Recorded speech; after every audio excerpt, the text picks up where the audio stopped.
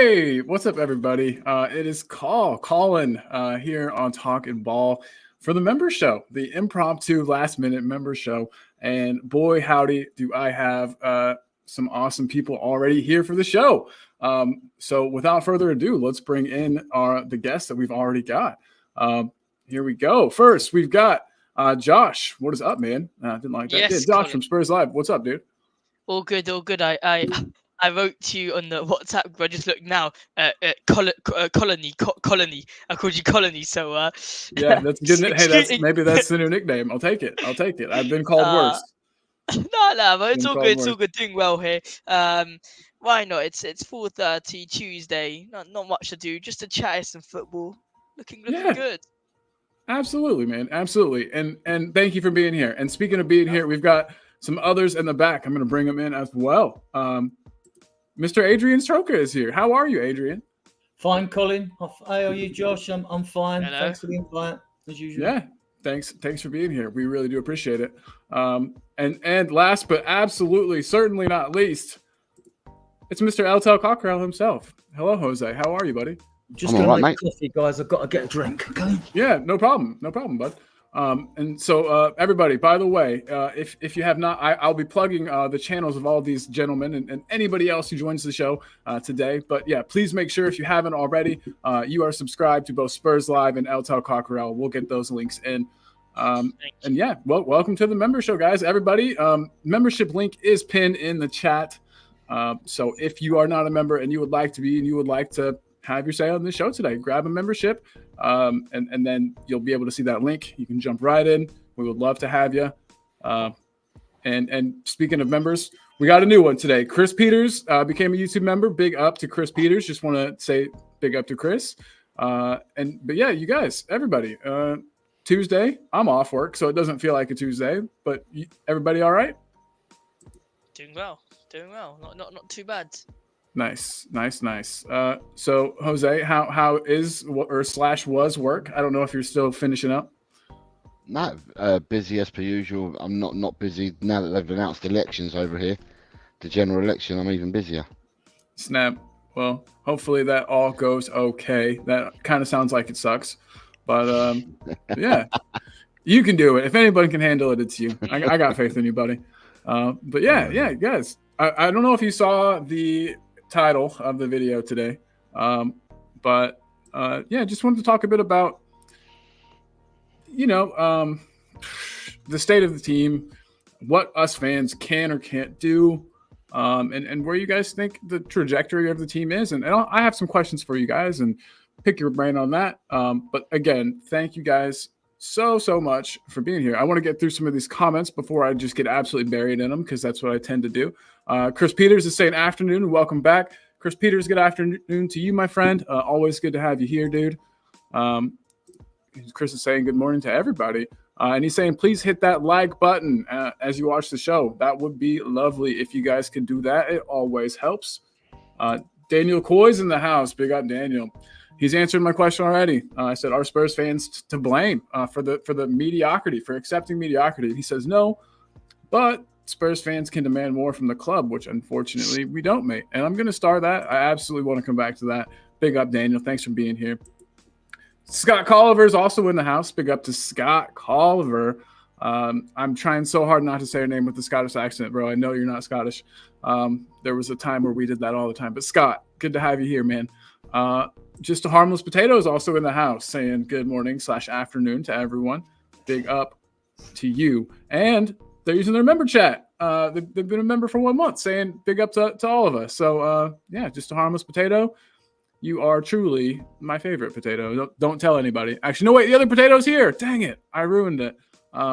Jordan Hyman is here saying, hey, big up to Jordan. We need to get together soon, hopefully this weekend, to do a show, Big Six show. That's in the pipe. Potato Stew, the other potato. I was just joking, by the way. You guys are both my favorite potatoes. Saying hello, everyone. Hope you're well, Adrian. Yeah, we'll get back. We'll get Adrian back in this. Johnny Bethnal Green is in the house. No, but it's important that comment. Look. Yeah, of course.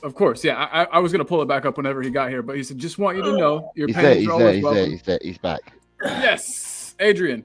So this question or this comment, sorry, from Potatoes is directed at you, and we just wanted to make sure that you saw it and that you got read out while you were here. But he says, "Hello, everyone. Hope you're well, Adrian. I feel you had a hard time earlier. Just want you to know your opinions are always welcome, and hope they are accepted better here. Your opinions are always welcome here. You could come here and absolutely disagree with every single thing that I think or say. You're welcome. I don't mind. I don't know what happened earlier, but I'll tell you something. I've just come off of Danny's show, and it was pretty good, mature, and sensible. It got a bit passionate at times. Okay, so Adrian, you wouldn't know, but I was commenting on that show. All right. And one of the fellow panel members told me that my standards were low. Well, I was like some of the chat. You ignore it, didn't you? I mean, like, people can label me whatever they want. At the end of the day, it's not going to change my opinions. And if whatever they think of me doesn't affect my life, does it? It doesn't affect your life, guys. I mean, like, so you should express yourselves, what you believe, and you should have the courage of your convictions as well. I go on shows, and even some of the facts I produce, they're not comfortable to me either. There are uncomfortable truths out there, but they're still facts. And if people can't realise, and what I don't like is when people try to twist my words. As if I've said something I haven't said. No, I'm not having that at all. I'll be jumping down people's throat if they do that, But they can say what I say to say whether I said it or not. That's fine. Got no issues with that whatsoever. Yeah, of course. We'll just want you to know, man, safe here, and we're gonna probably talk about some stuff that's like a little help my own guys anyway. Proud of you. I'm gonna go back and watch it. I have to. I know for a fact you held your own. That's just the kind of guy you are. So yeah, Adrian, thanks for being here, bro. JBG, Johnny Beth McGreen knows his afternoon geezers. How's it hanging? Hanging low, man. Doing good. And then we got Dragon D's Nuts. Look, the names just kind of come. It's pretty funny. But he says, big good day. So what transfer rumors do we have? We will absolutely get to that. Let me start that too so I don't forget. Audio Artisan in the house saying afternoon chaps in chat. Good afternoon to you, Audio. And then we got people saying hey to each other. Oh, look who's here. It's Shem Tan saying hello to Boss Man Colin, assistant Jose La Salsa. Adrian and Josh, hope everyone is good today. Big up, Shem Tan. Hope you are good, my dude. Always good to have you here. Bring in the heat, bring in the jokes. Love it. Dekaru's in the house saying hey, Call. Hey, Dekaru. Hope you're good, dude. Hope you are good. And then he's saying, my apologies, Jose. The one time we got to chat and I was a little worse for wear. LOL. You were fine. He was absolutely fine. I don't know what he's doing that for because he was spot on and he was fine. I had a really good chat with Dekaru. It was really nice to have a conversation. Although he didn't have his camera on, it was nice to have a conversation with someone that comes into our chats all the time and is a valuable member of our community. It was so good just to hear his voice and just to talk to him. Absolute pleasure. No worries whatsoever. Absolutely. Big love to Descartes, who is always here, like you said. Johnny Beth McGreen wants to volunteer as your physical bouncer if you need one, Adrian. So I don't know. I was going to say I wouldn't fight Adrian. I wouldn't do it. Just Chris Meta Football is also in the house saying afternoon all. We've got Table Talk in the house as well. Look, it's Table Talk now. Big up to Table Talk. He did tell us yesterday he was changing his name, didn't he? He did. He warned us. Glad to have you here, man. Glad to have you here. Polio's in the house also saying afternoon, chaps. And Dekaru says he can join the chat if he wants. No camera, just voice. Dekaru, the link is in the member section, and we would absolutely love to have you, man. It would be wonderful to get you on here. I just kind of, guys, I brought you here to pick your brains and hopefully get some input. So I'll just jump right into it. First of all, everyone, I hope you're enjoying your week so far. I forgot to put that up earlier. Hope everybody's having a great week. Just started, but should be a good one. Guys, I've been seeing stuff all over Twitter. I call it Twitter still. I'm old. I don't say X. But, yeah, it's Twitter. It's Twitter. It's not X, it's Twitter. Yeah, X sounds like you're like on some kind of like a adult site. You know what I mean? It doesn't sound kid friendly. It's not X, it's shitter. There you go. That's even more accurate. That's one way to promote your channel, Jose. Sorry? That's one way to promote your channel. Yeah. Let's promote our channels on shitter. We'll do really well. Yeah, there you go. This stream is actually sponsored by Shitter. So yeah, we're sponsored by them today. But yeah, I see things all over it. Where people talk about, I don't know. So you know how the whole world seemed to like explode whenever they announced the Timo Werner thing. You know, it was like a catastrophic meltdown, sort of epic proportions in at least in Twitter land. One moment, guys. Dell is in the house. Dekaru. Hello. What's up, buddy? How are you, man? Can you hear me? Yeah, I can hear you perfect. Can you hear us? Yeah, I can hear you. You're good. Love you, man. That's awesome. This is perfect. I'm so glad you're here. Yeah, wonderful, wonderful. Now I know you're a real person, because I mean, Yes. I always assumed you were real, but now this proves it. There's no denying it. Dekaru's as real as they come, man. As I said to Jose, yeah, full respect. As a non-UK, supporter, we've got to watch from the sidelines. So yeah, For sure. No, you're right. It is something that we've kind of, I get what you're saying, that we're kind of adopting from the outside, and so our opinions are going to obviously be different. We're gonna see things in a different way. a lot of 3 a.m.s. Yeah, that's very true. Very true. What time is it right now for you? By the way? Coming up to 2 a.m. Jesus. Well, thank you So, so much for giving us your time, man. Yeah, this I is my appreciate week that. off, So I'm as worse for wear as I was when I spoke to Jose the other day. So my apologies already. No apologies necessary. Again, I'm just really glad to have you here. It's very, very nice. And so, Dekaru, I'll bring you in on this too. You remember when the whole world seemed like it was falling down because Timo Werner was announced that we were keeping him at least one more season. And I don't even know if the buy is a mandatory buy. I don't even care. I don't even know. But Still a loan, isn't it? I think it's just a loan with an option from what I could. But I heard other people talking about obligations. Not sure. Don't care. It's not an obligation. Not an obligation? Not an obligation.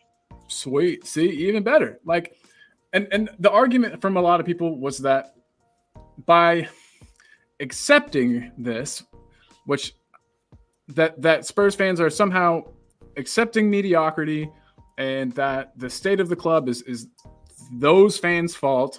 That we won't progress if people keep accepting mediocrity. But I want to know, first of all, how do I unaccept it? You know what I mean? Like, what are my options here? The news comes out, they tell us. I don't know. So I guess just on the whole, accepting mediocrity, do fans need to shoulder some blame for the current state of things at the club? And I'll start with Adrian. I don't really think so, by the way. So just to throw that out there, I don't think so. But I'd be interested to know, since you are, UK based, Adrian. You're there. You've been a Spurs fan for forever. You know when there's protests, you're in the proximity to protest. How do you feel about that? Do you feel like there is any weight in that? Like, I'm open to having my mind changed on it. I really am. I just don't see it currently. I'd like to know how you see it. Depends how you define mediocrity and what I mean, because like if you're going on about the board and a business model, yes, after like we lost the concessions, and other things at the stadium, no lack of a human touch, seems to be a care for the Spurs community in general. Nothing's really changed there. I've said before, there should be water stations inside the concourses. There should be Green Cross codes, people where the water stations are, where they have their little walk around, sort of St John's ambulance people and all that, for older people, because I've noticed that some people have stopped going. Older people you see have stopped going to the ground, or they're arriving a lot later now because it's just nowhere for them to sit, whatever. So I'm not sure what you mean. You have to elaborate a little bit. Yeah, you mean by mediocrity. If we're now talking about are you talking about the football side as well? Yeah, mostly the football side, to be honest. Talking about people being upset with transfers and that fans that would depend on the individuals' opinions here on our previous managers. I don't think we were mediocre last season. To finish fifth without Harry Kane, I think is a good job. Although Ange as justified, taken a lot of criticism, and I think some of that criticism has definitely been justified over team selections, substitutions, the game away at Fulham, late changes at times and that. And, but I don't think that's mediocre. I think the football I see on the previous 3 managers was some people would say, well, Conte had a good season and all that. The problem is I was anti them anyway because I knew the type of football we were going to get with them. So to me, that was worse. That to me was mediocre. I mean, I know even under Mourinho, I know that Kane and Son scored the most amount of goals and all that. But I'm talking about as a fan and a painful watch. You can still have a painful watch when you win. You can be battered and win 1-0 or get 2 breakaway goals and the game can be crap. And I'm paying as a season to get a goal at the stadium and I just think I wanted more. But I'm hopeful. I think we're going to have a very good transfer window if the strong rumours that we will come to later. So I'm hopeful. But yeah. Bold and everything, mediocre. Definitely, football inside has improved. And the transfer window, we've failed better in the transfer window. So. Yeah, no, I agree 100% with you. And I'm gonna flip it real quick to Josh. But Adrian, again, agree with everything that you said there. Josh, so you're on Twitter a lot as well, and I'm sure you've seen, like I said, the meltdowns and the people saying that by fans accepting the Timo Werner signing and signings like that we're accepting mediocrity and that we deserve what we get. Like, and I don't understand. I'm just trying to make that make sense in my mind. And how does one accept a transfer? First of all, you know what I mean? Like they kind of just happen. You're a supporter. You support a club. They sign a player. Are we supposed to Are we supposed to be organizing some kind of a protest because of these transfers that we deem to be poor? I just wanted your take on that as well. So I just don't really see the reason why fans aren't happy with Timo. Like I get that side, but personally for me, I don't see a problem with signing Timo. My problem is that we sign 3, 4, 5 players like Timo Werner when I'm not one of those fans that I want to spend every single season 100 mil on a player and then bang. And I don't want to spend 3, 4. I don't want to buy 3, 4 players equivalent to Timo Werner. Level. That's the biggest problem. Now, Timo Werner, I'm pretty sure he has like a goal, or he has a goal contribution every other game. Last season, since joining us, which is not bad at all. If you actually think about it, it's not that bad at all. But again, unfortunately, he has that name that everyone's like, oh, Timo Werner. It's the same thing with like Morata. Oh, Timo Werner. It's just the name he's got. I completely understand though the people that don't want Timo Werner, and that say that Tottenham are going for mediocre players, which is true. It's true. We did go for Timo Werner, which is a very mediocre player. But if he does provide on the pitch, then I don't see a reason why not to sign him. Especially with nowadays in the transfer market, the prices are just going up and up and up. It's going higher, and to get someone like Werner on a 9.6, I'm pretty sure someone said here, 9.5 mil, it's not bad. Pounds, it's not bad at all. But what I think a lot of this Tottenham Hotspur fans do say, and I'm beginning to think that a lot of these Tottenham Hotspur fans, obviously I highly don't think this about any of you guys in the panel, but there are a lot of people in my chats and other chats I've seen are very delusional in terms when it comes to signings. They think that we can sign 5, 6, 7 players of 100 mil every single season. They think that, and yes, we are in a very, very, very good financial point of view. We are very, very good thanks to Daniel Levy. People who don't want to thank Levy on that I don't understand. But thanks to Daniel Levy, we are in a very, very good financial, we're sustainable in that point of view. So we can make a odd 100 mil bid there, or an odd 120 bid there. But we're not signing 3, 4 players of 100 mil. Now, I know that I'm pretty sure I heard on this stream. I've talked about it on my stream. I heard it on We Are Tottenham TV. Everyone's talking about the likes of Elise, Eze, Watkins, Tony. They're all £100 million players. They're all 100 mil players. They're not going to go for, maybe you can say maybe 80, 90, but they're all at that region. So we can't. We at the end of the day, we're not going to be spending that amount of money in this transfer window. We are going to end up getting a couple of mediocre players. It is what it is. It is what it is. But yeah, I just feel like fans need to understand the difference between mediocre players and the financial point of view that we're at and who we can actually get. That's what I feel like the difference is. Yeah. No, absolutely. And I think that's a great point that you make also. It would sure be a shift in our business model to go out and spend that much on multiple players. That's for sure. It hasn't happened before. And I get what you're saying too. Very good points all around. I'm sorry, and we have done that before. Sorry, we've done that with Richarlison. Has he provided that? That's controversial. We've done that with Tanguy and Ndombele. Has he provided? Absolutely not. So they're just simply two examples of two players we have sort of cashed in and is not provided at all. So yeah. Boom. Yeah, absolutely. There's definitely you can go out and spend a bunch of money and still make mistakes and still look like a fool at the end of the day. So yeah, 150% agree. Jose, we haven't heard from you, and then Dekaru coming to you. Obviously, I didn't forget you. I promise. I think Dekaru should go next because they've got enough of my voice. I'm on nearly every day. Dekaru, my man.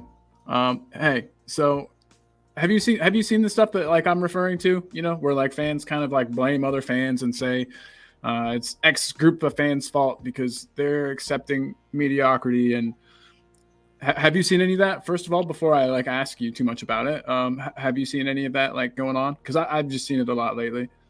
To be honest, I avoid a lot of the Tottenham fan chats because I don't enjoy them.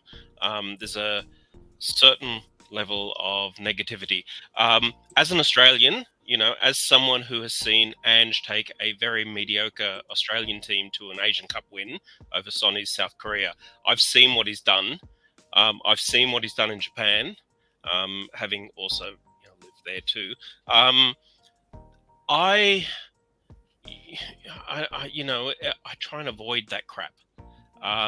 It's why I watch your channel. I watch Jose. I watch Mia. Kate, Jess over at Leeds. I enjoy those channels. There's a negativity that I don't understand with a lot of channels. Now the whole Werner thing. Would I sign Werner? No. But we don't have. We just lack any depth up front. We don't have. The thing that annoys me the most is that we don't have, since losing Kane, we don't have that player that is like strong, that forward, just muscle. Hold the ball up. The enemy, yeah. And we don't have that. And I would love one signing. If I, the one signing I'd love to see would be just some, a forward that would actually just go and out-muscle the opposition. Yeah, Richarlison tries, and then he falls down. I know, he doesn't quite... Richie is... I don't know whether to love or hate Richie.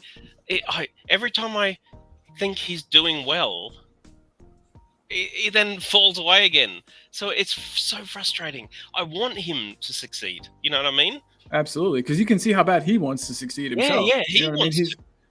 And he wants to do it for Spurs. He wants to make the fans proud. He wants to make Richarlison's a tough one to because you can tell that there's love for the badge there, and I know that can't be the end all and be all from fans. I get that maybe caring about that at all might make me too sentimental and not analytical enough as a fan, but maybe I'm just not. I don't know. Maybe I'm just not analytical enough, But no, I agree with you completely. Maybe like a Dusan Vlahovic, that would be a sweet. Our goals are coming from Porro and VDV and people that shouldn't be scoring goals in many respects. Where are our forwards? Yeah. Absolutely. that's- Liam Hardy in the chat saying that he thinks the Timo saga is a good thing because it'll give our youngsters another season to progress. That's actually a good point. If we do see any of that, and since you know more about Ange than me, Dakar, do you think that do you think that he'll bring any of the youngsters through? Does he have like a track record of that? I'm not sure about that because I mean I've heard it said that you don't want to bring the young players into a team that's not winning. You don't want to True. negatively affect them, and they're still young. They've still got time, if that makes sense. So and I think that there's an attitude change that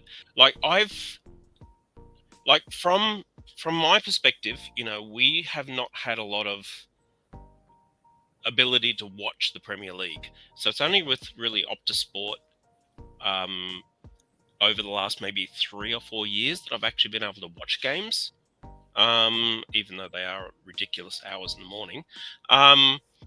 So for as long as I can remember, I've seen Spurs just be, that we don't play, as in like we'll go 80 minutes with sort of lackluster, and then the opposition will score a goal with 10 minutes to go, and then we'll pick up, and there's an attitude thing there that really needs to change.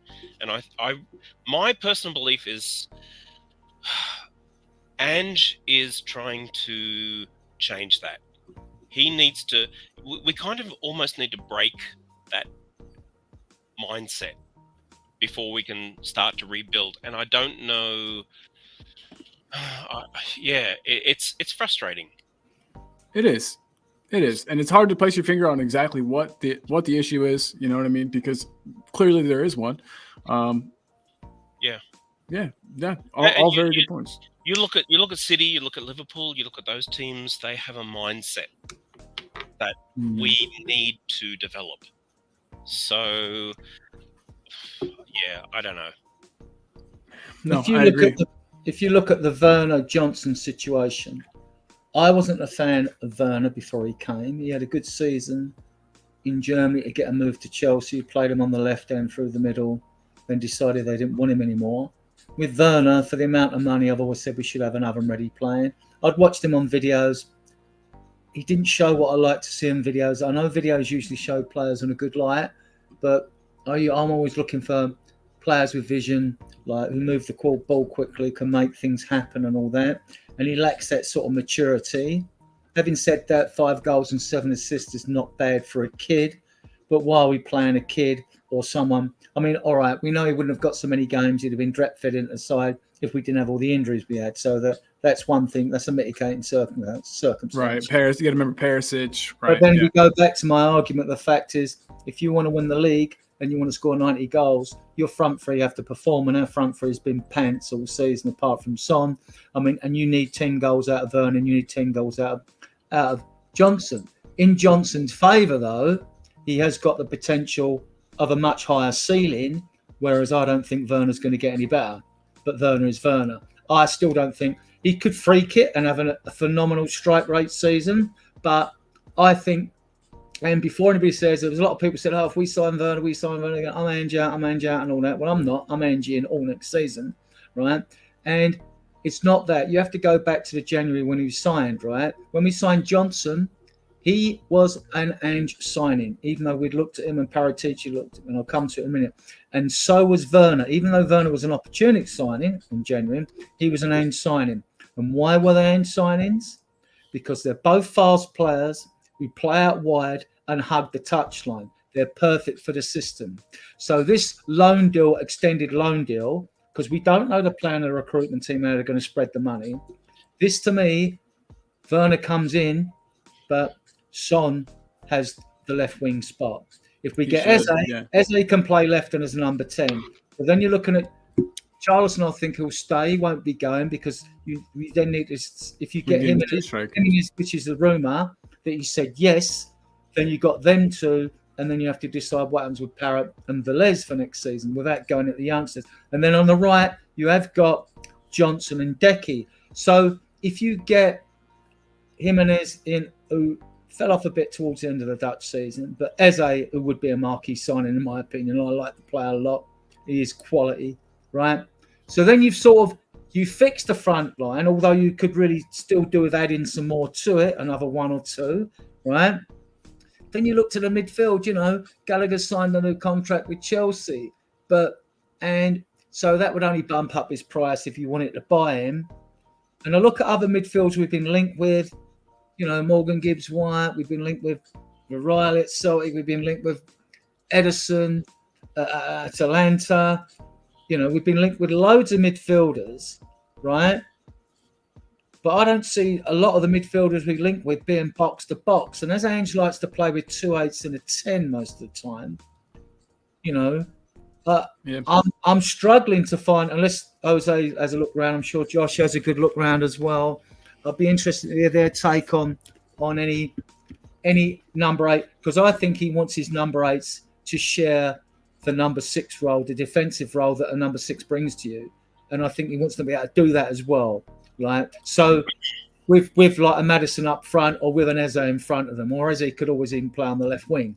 Right, so at the back it's different. I mean, if I was bringing someone in, if Emerson was going, I'd go and offer Juventus 50 mil for Cambiasso because he can play on the left or right and the left or right in midfield and fix loads of holes. Right, and he's good. It's not like he's a jack of all trades and master of one. He's good. Right, so good shout for sure. Yeah.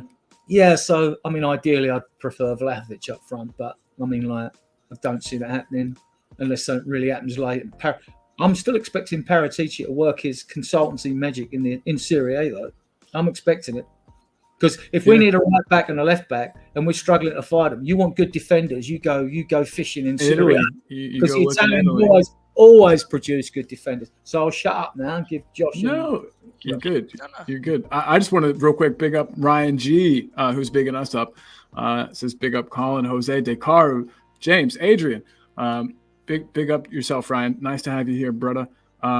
Table Talk though asked, does Werner improve the squad? Not to me, he doesn't know. He did. So my only argument is that he came in and he instantly produced last season without having a preseason with the squad, without having much time to learn the system. He was literally thrown in and produced. And I think we looked better with him in the team. But does he improve the squad? It's hard to say. Not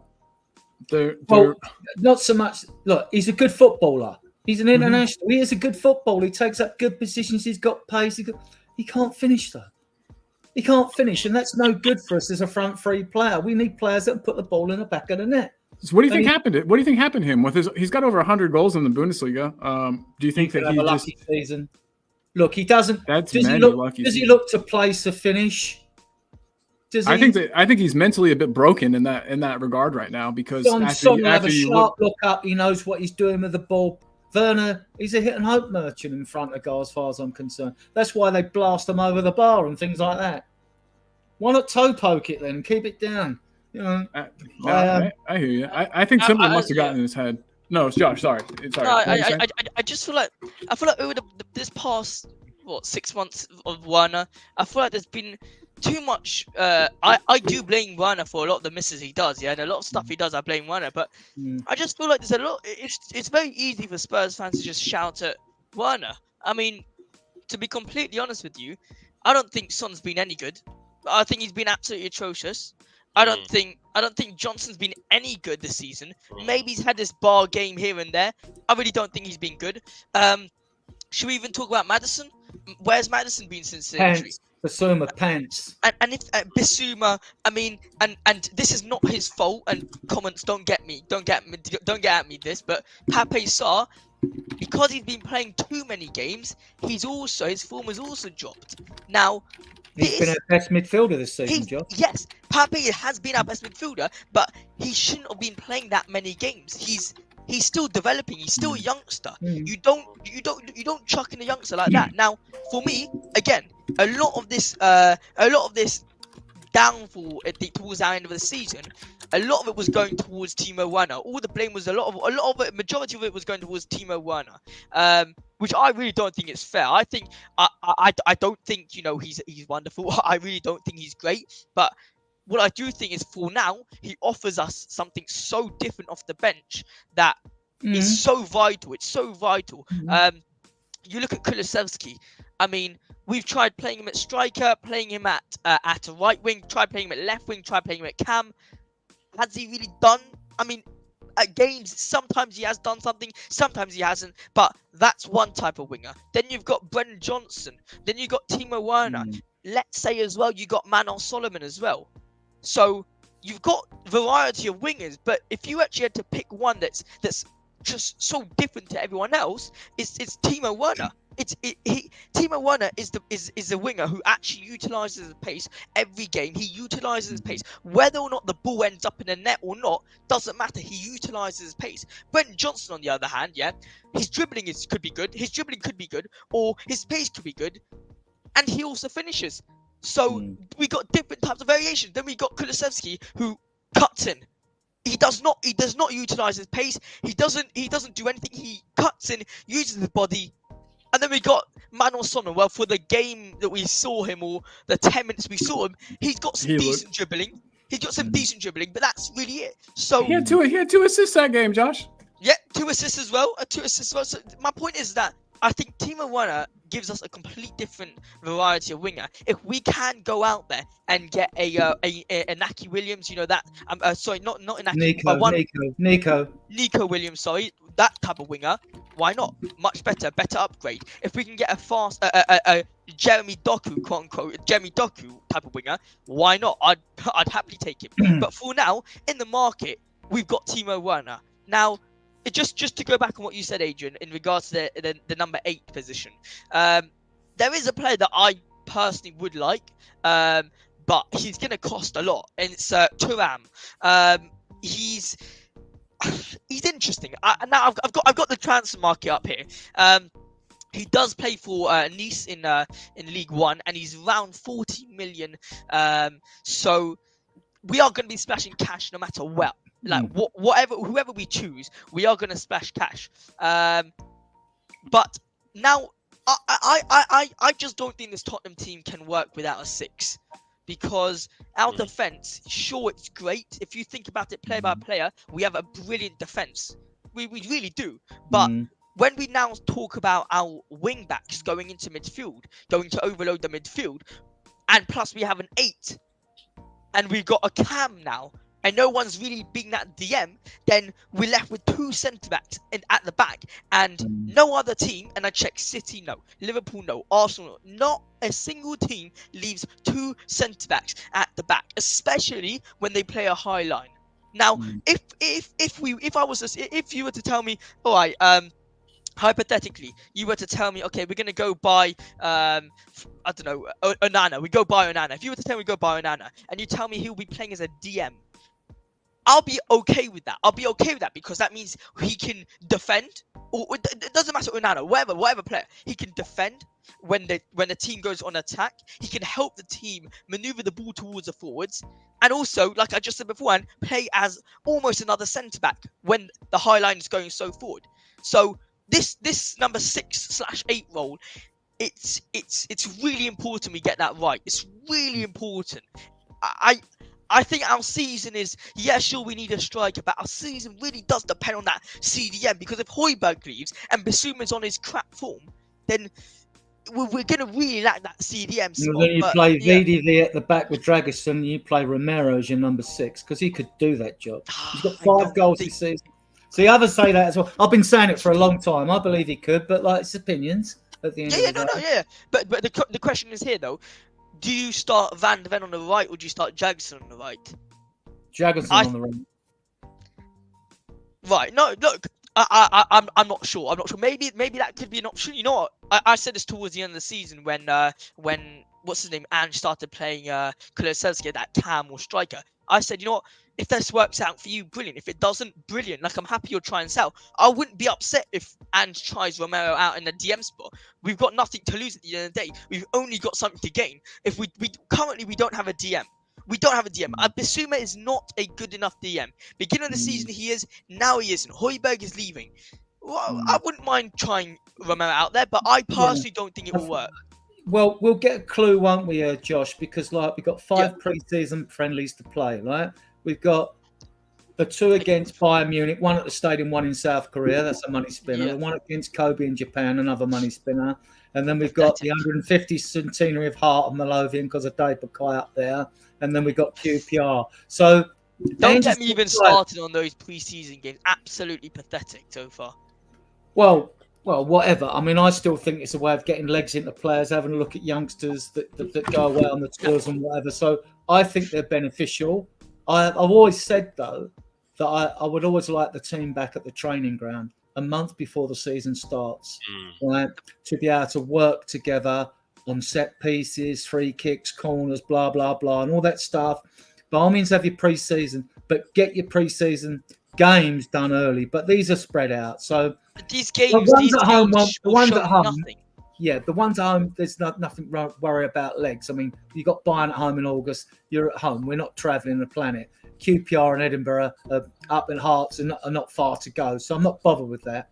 But early ones away, like we're away in Korea and Japan. But I think the one in Japan's in July. I'm not sure. I don't see any benefit on it. Sorry? I don't see any benefit except for the Bayern Munich game, unless there's going to be more games with bigger teams. I don't see any benefit in these games. The Newcastle game, fine. The Bayern Munich game will be fine. But to play against QPR, I feel like it's a complete waste of time. Mikey Moore, yeah? I would much rather like to see Mikey Moore come up against Arsenal. Like the Arsenal youngsters, even the Arsenal youngsters, come up against Thomas Partey, come up against Chelsea.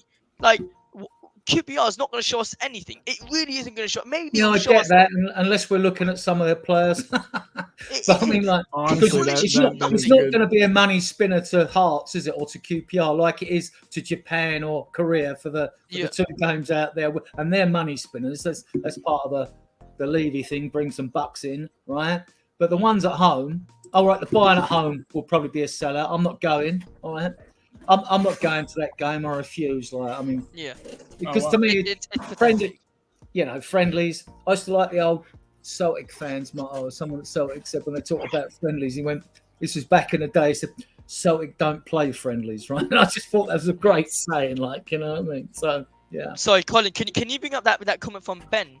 Because I agree with him there in terms of it's for fitness. I completely agree, but I don't think it's solely only for fitness. There's fitness to come in to play. There is the new signings to come into play. See how they integrate with one another.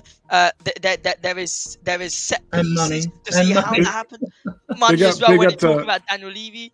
Big up to Ben Kaufman as well, Chillman. Appreciate you, bro. Like, there's multiple factors in a preseason game, and for me, in the meantime, I haven't heard anyone else talk about it, which is a bit surprised at how crap these preseason games are. And if we're quote unquote trying to challenge for the title next season, then facing QPR and all these crap, no offense, but all these crappy teams, what's it gonna help us? Like.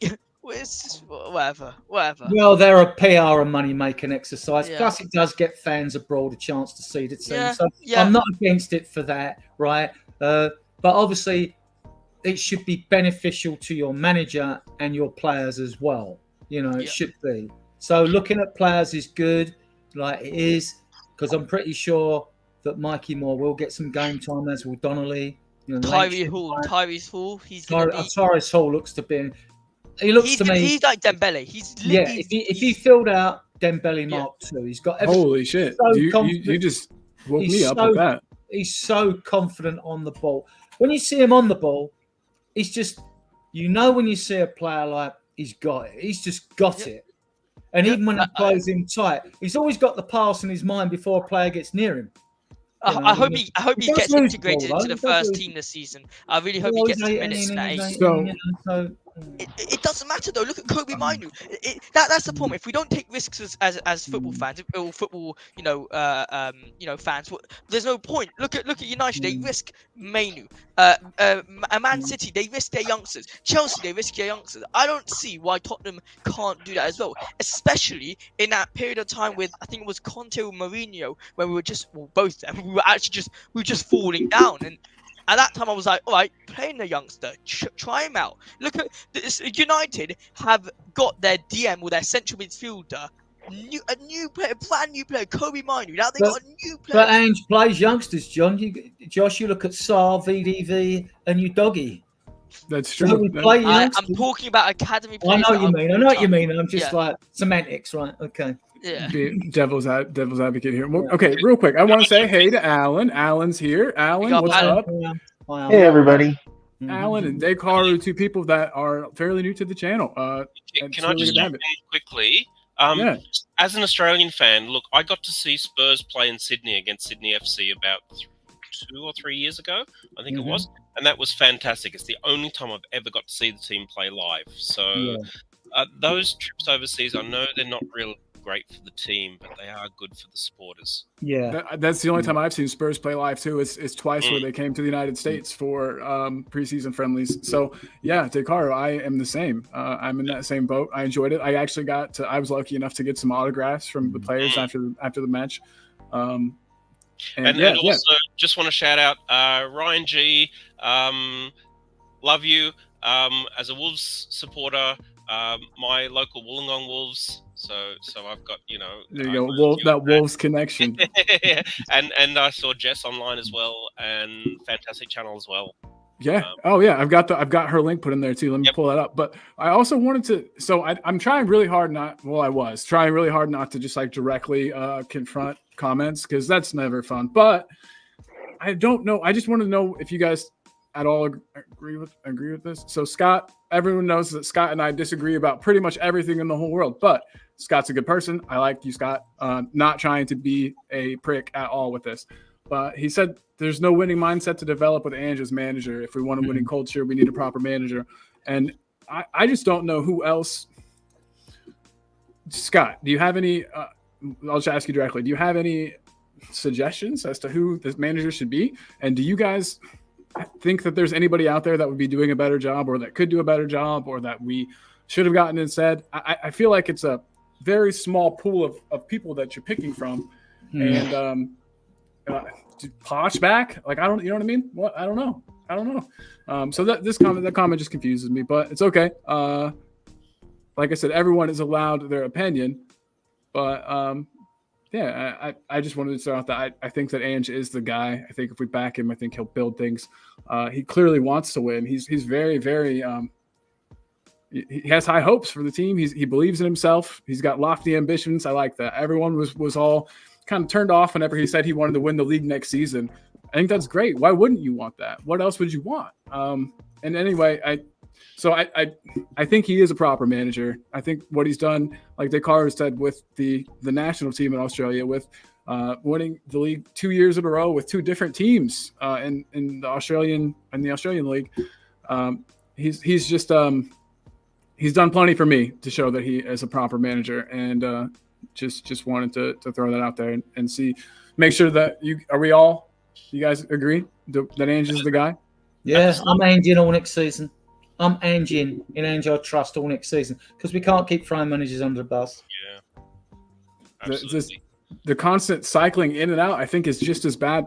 I think that's so. We talk about like fans and fan culture, and if fans are to blame for things, I think that chasing managers out constantly, I think, is partly on the fans. And I think that we wouldn't have maybe been on this managerial roller coaster thing if we had just been able to give people time. Like, and I hate pointing at Arsenal, but they go from a very bleak period to now being title contenders. Do we need to take a page out of their book and trust the process? I have to differ with you there, Colin, a bit because please do. Because Levy's to blame for the manager situation. He brings them in. Now he's not an idiot, and as he's not an idiot, he should know what Spurs DNA is all about, having been with the club over 20 years now. Yeah. And he should know that whether you like Conte or Mourinho or Nuno, they're not Spurs DNA. Ange is more Spurs DNA, go back and he's more Venables, Jarl, Poch, Birkinshaw, Nicholson, Rowe. He is more that move, yeah. Hoddle and all that. He's more that way. Whether he's successful or not is another thing. But he's more Spurs DNA than they were. It was always going to end badly with Mourinho and Conte. Always. Mourinho especially. I feel like Mourinho was a time bomb. And it's just a shame we couldn't have at least got a trophy out of it. But no, I agree. And maybe, so I guess what I'm saying is whenever Big up, Chris. I got it checked and responded. And then, I just think that whenever Levy's the kind of guy who knows it's cheaper to replace a manager than it is to replace players.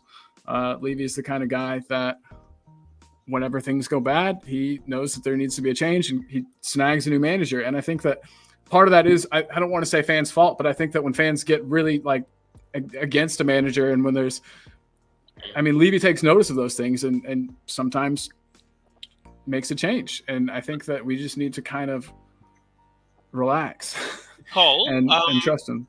Yeah, at the start of the season, I picked Spurs to finish 8th, and I was one of the more optimistic people. A lot of people had 9th, 10th, even lower half of the table. We finished 5th, and we're complaining. That's the thing I struggle to get my head around. We outperformed. If you go back to the start of the season and you look at what people thought, where we'd finish. We are. I think maybe it was just we were too successful at the start of the season, and then we dropped off. That for me, the Man City game. People say Ange is one-dimensional, but the Man City game, I felt that we actually stepped up there, and we're starting to bring into the last couple of games of the season, the Mikey Moores and the young players, and it just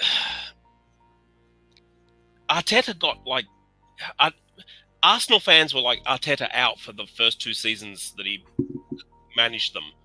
Yeah, and we're barely at the end of the first season of Ange. And I just don't. If we keep constantly recycling managers, every manager is going to come in with a different attitude, and we're just going to consistently have to wipe out all of our players and all of our.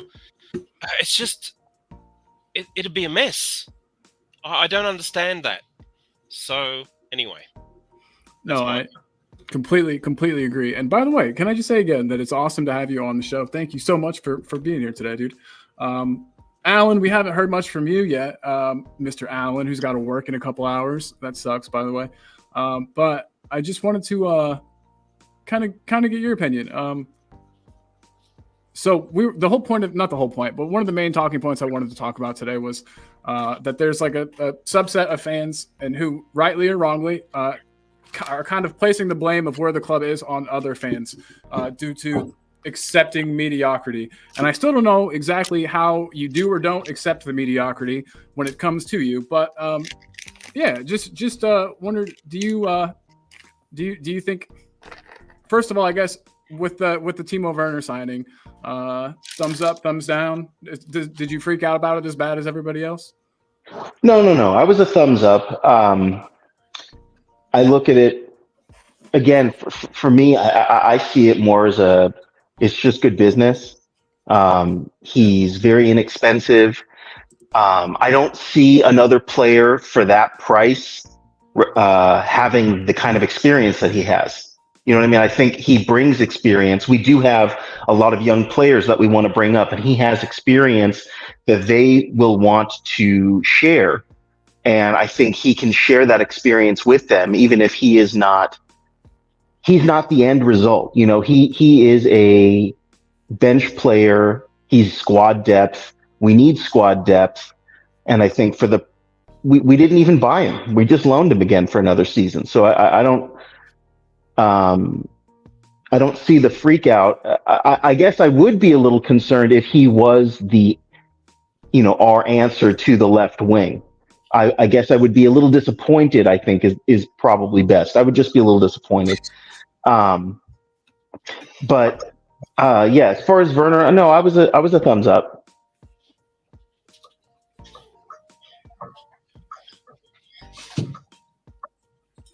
You're on mute, I'm pretty sure. I think you're on mute, my man. That's embarrassing. But I was just going to say, I agree. And even though Werner isn't like a super exciting player, you do need experience. You do need players to flesh out the squad, especially because, as everybody knows, this wasn't going to get completed in one window, but we do need players to fill out the squad. And absolutely. So Chris. I just want to say what's up to Chris. How are you, buddy? Hey, can you hear me?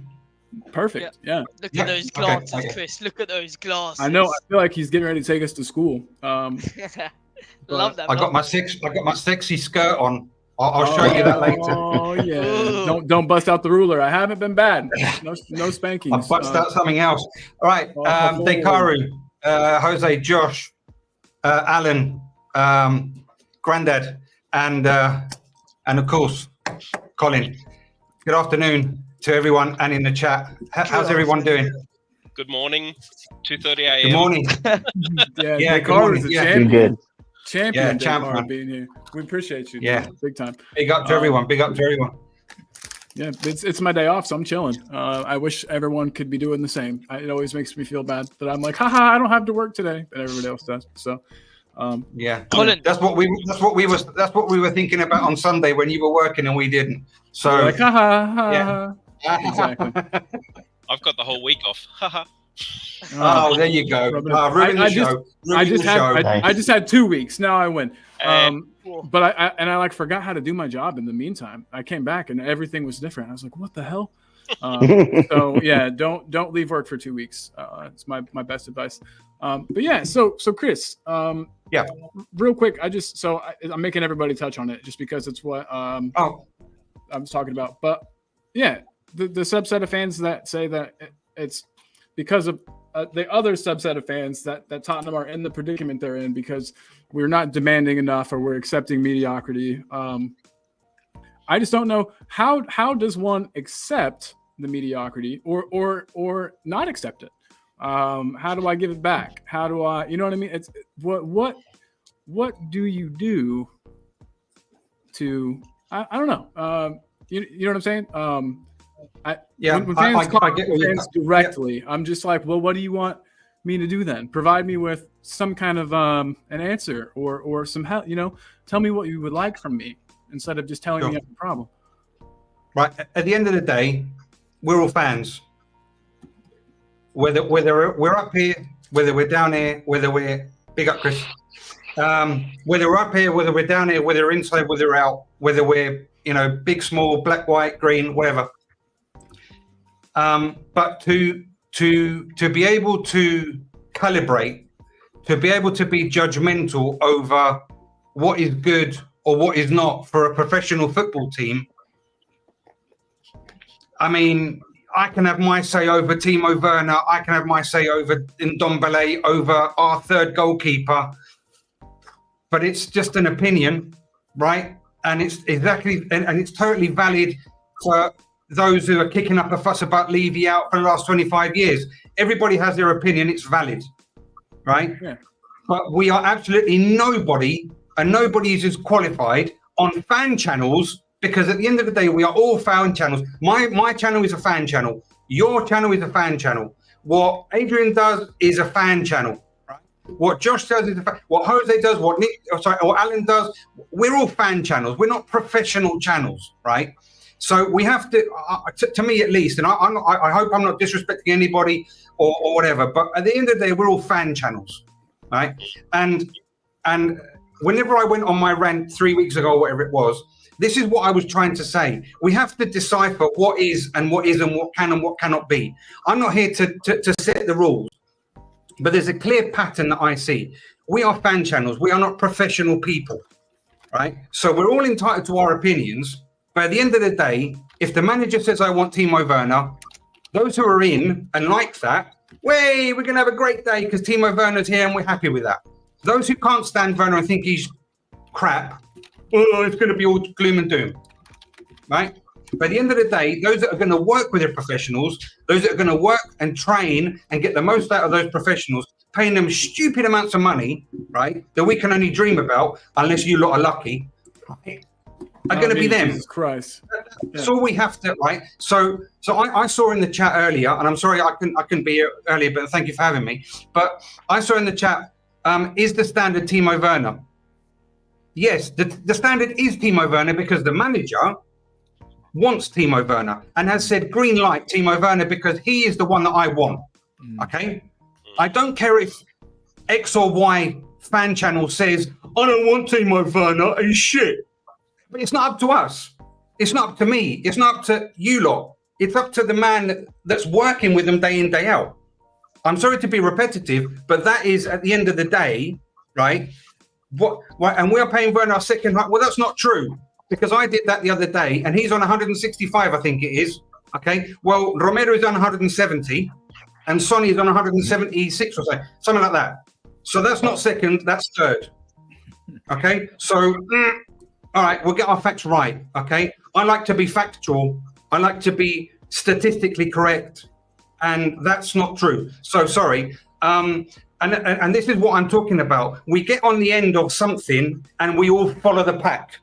You see, Werner's got 8 legs. Oh my God, he's going to be amazing because he's going to run faster than the others. Yeah, well, hang on. Has anybody checked if he's really got 8 legs? Has anybody done the checking? And this is what I'm talking about. Everybody just jumps on an ocean, jumps on what they've heard from somewhere else, and that is Bible. Right? And do you know what I mean? We're all guilty of that, myself included. Yeah, we're all guilty. Of course we are. Yeah. But it's just another example of do your homework. It's all out there, you know? So, I mean, by the end of the day, we're fan channels. We're not experts. Let the experts do their job.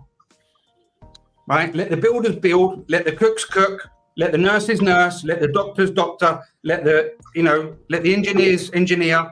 Let the surgeons do their stuff, and let the footballers and all their professionals do that. And we can have a great time arguing and bitching between each other, whether Werner's this, that. Exactly. We have absolutely no effect. Well, we do whenever we're needed, but on the day-to-day, we don't. I understand what Nick says, but sometimes when we're needed, and those who pay their hard-earned money, which is respectable, yes, go to the pit. When they travel up and down the country, when they go to Europe, when they go wherever. Yeah, you're right. They have a positive impact on what's happening on the pitch. Yeah, exactly. Yeah. But the day-to-day runnings of whether Ange wants Werner or wants his cousin set twice removed, it's got nothing to do with us whatsoever, whether we like it or not. And so, I also. Yeah. Sorry about that. But... No sorry is necessary, man. I really seriously thank you. I enjoy you, and I enjoy your points of view. So yeah, thank you. So what I was gonna do though was I was going to, and it's just bring that comment up. No, sorry, there's a comment. Like Scott M. Yet again, love you, Scott. You're absolutely correct. You bring all the fun to the party. Factually, Timo Werner is dog shit. Yet again, you are nobody, with all due respect, to be able to critique whether he is good or not. Right? And neither am I. Let the professionals do it, but that's your opinion, so it can't be factually. But that right. Sorry, I just wanted to bring that up because I saw it. Yeah, no, you're good. Because you're not. I mean, that absolutely isn't a fact. Like I said, he came in and produced in a team where he didn't have a preseason, where he didn't really know the system, was thrown in, produced. So I'm happy with that. Cool. Ronnie, though, saying Werner's rubbish. I gotta go. Dude, yeah, Sorry, thank you. I've kept you a long time. Thanks for being here, bro. Good. I appreciate you. Good. Yeah. Awesome, boss. Speak up, mate. Speak with you soon, bro. Have a good one, dude. Be safe. Cheers. You too. Bye-bye. And then there were 6.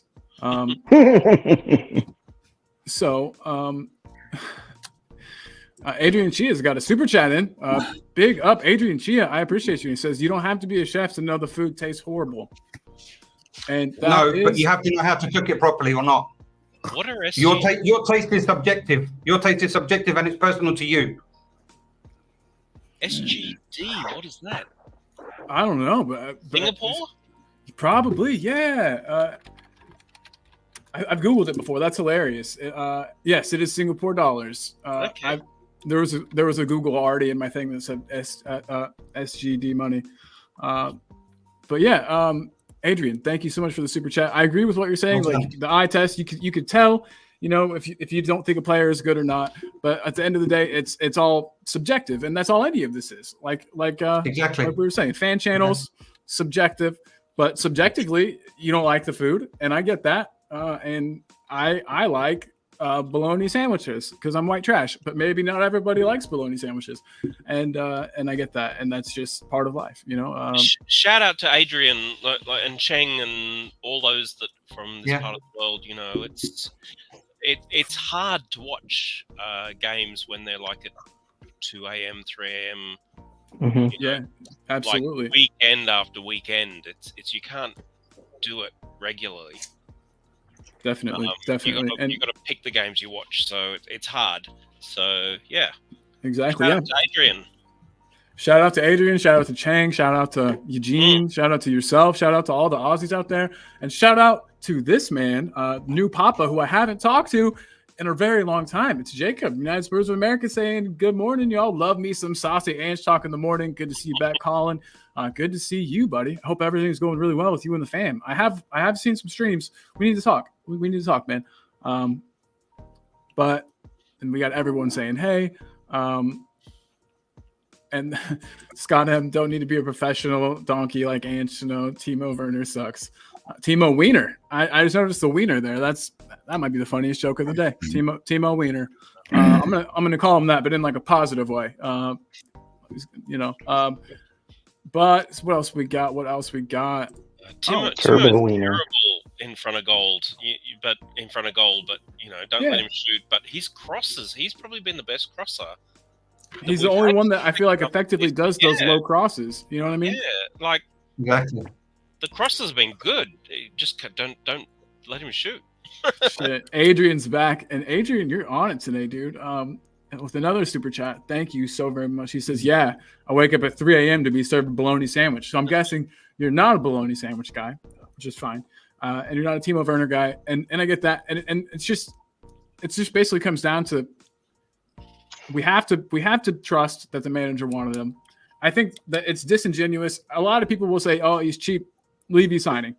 I think that's disingenuous. And I think that just because Levy has a record of getting players that are good deals doesn't mean that every good deal is because Levy pushed for it or made it happen. But I think that those two things get correlated because of how many times it's happened in the past. And so I think his transfer fee is doing him a disservice. I think if he costs more, the people might actually like him more. But yeah, I big up Adrian and anybody have any. I do have sympathy for you, man, and I hate that. You know what I mean? Like you feel like we're not doing enough as a team, but I think this next season's going to surprise you, and I hope it all gets better. And thank you for the super chat, for real. I appreciate it, and I don't really know what else to say other than that I do like Timo. I do get that in front of goal he is a liability to say the least. But what the hell happened? So when we talk about that real quick? What happened to his goal scoring prowess? It's really, I mean, it's not impossible. I know that one Fernando, who was the dude that played for Chelsea and Liverpool and then just started to fucking suck? Torres. Yeah, yep. And he was one of those players where it seemed like he kind of lost it. But it's very rare, I feel like, for players to go from having the goal scoring record that Werner had in the Bundesliga to not being able to put a shot on target. Yeah, but there's a reason. There's a reason for that. What's up? They're shit. It's just a blanket statement when things don't go right or you don't want someone. There's no analysis. There's no reasoning behind it. It's just, oh, eat the shit. That's it. So, you know what I mean? So, yeah. I get it. And again, Adrian, big up to you, dude. Thank you for being here. Appreciate you. And then let me get to some other comments here real quick. Yeah, Polio, I agree. Levy is not choosing the player targets. I fully believe that. For one reason, there's no reason to have brought in as many people as we did if Levy is still going to be doing all the legwork. What's the point of that? For one, we know that this guy, for right or wrong, he likes good deals. So I don't think he'd be paying a lot of people a salary to not do a job. Is something I feel. And we could sign Eze, who's on the radar. He's supposedly got a here we go. I thought there was a here we go for that. But the paradox is we could sign him for free and we'd still find something to moan about. You know what I mean? He's too expensive and he's free. Oh my God, something, because that's just the way things go sometimes, isn't it? Yeah. Hotspur Hood's in the house, by the way. Big up Hotspur Hood, man. Hope you're good. Hope Snake is happy and healthy as well. This is BS. So Werner is crap, and his state again shit show finishing. Thanks for coming on. Yeah, well, I appreciate you, man, and Yeah, we all, again, yeah, all the opinions Stats are mean good. And nothing. Stats mean nothing. But there you go. real quick, if you haven't already done so, please sub to Jose El Tal Cockerel. He is climbing up in the subs. I don't want to say numbers, but he's doing a good job. And everybody, thanks for the help. And let's get him up even higher. Please. So you've mentioned my name. Does that mean you're going to ask me a question yet? Because I've been quiet for that. The stream's I been know. going for 1 hour and 11 minutes. Well, I Jose, haven't you, spoken yet. Jose, I'm you trying- busy playing Candy Crush, weren't you? No, I'm not playing Candy Crush. I'm talking to my family and that because I'm just thinking to myself, Colin will bring. No, what I did is, in all seriousness, I let everyone else talk because obviously we're always on. So I think it's easier to let everyone have the say. But Colin's not asked me any questions yet, and I'm just I would love to hear from you. So earlier, I knew that you wanted other people to talk first, so I was trying to spread the love, but got to circle back around. Also, I haven't done this for weeks, so I am rusty. So Please sub to Jose because I forced him to watch some terrible video about my hometown. It wasn't terrible. I enjoyed it. Yeah, link it to me. I'll watch it as well, for sure. You don't want to watch it, trust me. Hey, I make bad videos pretty much all the time on here, and so no worries. But yeah, so Jose, I'll get your opinion. On what? All of it. I mean, like I said, the whole subset of fans blaming the other subset of fans for the state of the team. Is there anything in that? I mean, do they have a point? I'll say they because it's the other subset. It's not the type, the group I would put myself in. And I hate to say us versus them. Everyone has opinions. Everyone has opinions, and I honestly believe that people are entitled to their opinions. But the only thing I don't agree with is that when you ask a question, not to everyone, only to certain people, when you ask a question, they don't answer the question. The question is not answered because they don't care about the question that you're asking because the narrative doesn't suit them. So, for argument's sake, look, I get why people don't like Daniel Levy. I totally understand why. And so I'm not going to tread on anyone's parade because I do understand why people don't like Levy, right? And that's fine. I'm not against the people not liking Levy. But if I ask a question or I want to know, who do you think we might sign this summer? Who would interest you as a player coming into Tottenham? Who do you think is reasonable? Because apparently we're told that we can't shop at the top table. So we can't shop at the top table. Then who are we looking to get? So when you ask them type of questions, all you get back is you're a low standard of a fan because you don't say that Levy's out. But that's not what I'm asking. I'm asking how can we improve this team? How can we improve this squad? But when you ask the questions, it doesn't then come back to you. And I'm not including everyone here, right? Yeah. I'm just saying there are certain people that, if you ask them the question, they don't turn around and give you an answer because it doesn't suit the narrative. And that's the people that, that I can only turn around and say, well, I tried, I've asked a question. They either avoid the question I'm asking or they avoid the answer. And that's down to them. Everyone's got their own prerogative. I don't care. At the end of the day, you think the way you want to think. I'm not here to change you. I will not sit here and tell you how to support your team and how you should think about your team. I'm not going to do that to anybody. So at the end of the day, it is what it is. You've got some people that are prepared to openly talk about things, and then you've got other people that are not openly to talk about things. Me personally, I'm more interested to see. I'm really excited. I'm like Adrian, right? Adrian said this yesterday on the show. I heard him say it earlier on today. I'm really excited to see what we're going to do this summer. I have excitement for that. I have hunger for that. I want to taste it. I want to see what happens. I did make a statement, and I said this a couple of months ago, that I will judge where I think Tottenham are on the 2nd of September. However, I might be able to judge things earlier, depending if certain things happen. But worst case scenario, I'll judge it by the 2nd of September. But I'm interested in seeing who can we go for. I'm interested in seeing who can we release from the club.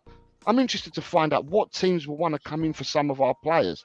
I'm interested to find out, is Ange going to change any of the coaching staff? Are we going to bring it? Because there's rumours saying that we're going to bring coaching staff in. So I'm interested in all that. The rest of it, for me, is just a sideshow at the moment, because at the end of the day, what happened for the last 23 years has happened. I can't change history. What's happened has happened. I want to look forward to my team this summer, and that's where I stand on the matter. Yeah. And as I said, people have their own opinions, and I'm not going to brainwash people. I'm not going to tell people how to do things and how not. But I think, at the end of the day, if you ask a question and you don't get an answer, because then you want to spout and go in a different direction, then it's not going to be a two-way conversation. And that's how I stand with it. What I want to see is an overlay. Thank you, Jose. Of what we think our 11 is and a second 11 that give us two players in every position. I see Werner, second choice behind Son. And Son can play on the right, by the way. He scored at Wembley against Chelsea against Luis, didn't he? And he scored away at Leicester before half-time and curled one in the corner. He can play on the right, so it is another option. But you can have too many options and permutations, just end up totally confused. So, looks like Jimenez has agreed to come to the club. That wouldn't be sounded out if he's agreed, and then it becomes you talk to us now. With Eze, we've definitely got an agreement with the player, because you don't have your team talk to Crystal Palace if you don't already know the player wants to come and he's got. So you can read between the lines there. So that's two, right? So on the right, we know we got Johnson and Kulu. We know Kulu's versatile. I think he could play in multiple positions, right? But obviously, so we've got that covered if we don't strengthen on the right. In midfield, I was chatting to Chris the other day, actually, and he put me right on something, because I was looking at Gibbs White and all that. But if Andy's been looking at Conor Gallagher, he's looking for a box-to-box number 8. Now, we've been linked with good midfielders, but I don't see too many box-to-box number 8s unless Chris has got a couple he can throw into the mix. I just don't see them, right? So I don't know, and we don't know if he's going to tweak the system. Everybody's screaming for free at the back and all that, but come on, he's the manager. Right, and he's done it the same way for 20 years. I don't think give him his first proper season with his squad, playing his system. If he dies on the hill, he dies on the hill. But he shouldn't listen to us anyway. He shouldn't. And if he dies on the hill, that's kind of badass. I like people that have convictions and that stick to their convictions and do things a certain way. He's got a belief in his system, who stick to it. A lot of criticism for leaving 2 centre backs on the halfway line. But even with that, guys, when I go to games, it's not. I mean, you don't see 2 centre backs stuck on a halfway line for 90 minutes. We do fall back into a low block when we're under pressure and a mid block. It doesn't happen. So, I mean, it's not like when people come out with these statements like, oh, it's like this. It's not true that we do have 2 up there, 2 centre backs sometimes. But you watch, often I see it's 3. It's usually 3 there, or one of the inverted fullbacks hasn't gone bombing on. So he's there, right? And they're still getting used to the system, which always baffles me, because I mean, I don't class footballers as being like uneducated people. We have a good education system in this country and abroad. So I get a bit frustrated. They seem a bit slow on the uptake on taking on things on board. That frustrates me like hell. But so I'm engine all next season, giving this window. And then look, so now if you get that number 8 in that he wants, you've got Bergvall in there. Forget the youngsters for now, because you're going to keep Johnson. Richarlison, because he's not going nowhere. Because if you get rid of Charlison, you've got to bring 2 number 9s in, and you never know. Richarlison might have, with all these, if he's had all these mental health issues and all that, and a few injuries, he might have a real breakout season next year. You don't know. If he's no good, he's going to go. He's on his last season, and he will be ruthless. The amount of players he shifted out of clubs he's been with before, right? So he will go. And if Basuma don't pick his game up, he'll go on all the end of next season. And even Madison's under threat, because they're too. Even though Bentancur hasn't been that busy, when it comes to if he's a fit Bentancur, he's my first pick in that midfield. And Sarr was our best midfielder last season, believe it or not. And for one so young, right, that is a real big compliment. At the back, I don't think. Depends how we spread the money. I don't think when. Although we've always said he wants a centre back with like a left-footed centre back like a Hincapié or someone like that, but I don't think it's so urgent, because we got 3 centre backs, right? And we could always bring in as an emergency if crap really hit the fan, we suffered like injuries like last year, you could bring in a Phillips or a Dorrington. Dorrington can really carry that ball forward into midfield as well. He's really good on the ball and he's left-footed, right? So, but it's just, I think actually the right back, left back's more important for us than actual centre back now. That's why I'd rather go and offer Juventus 50 mil for Cambiasso. I really would. I mean, they'd probably sell him for 40. He's just signed a new contract. But you offer him that sort of money, I don't think they turn it down.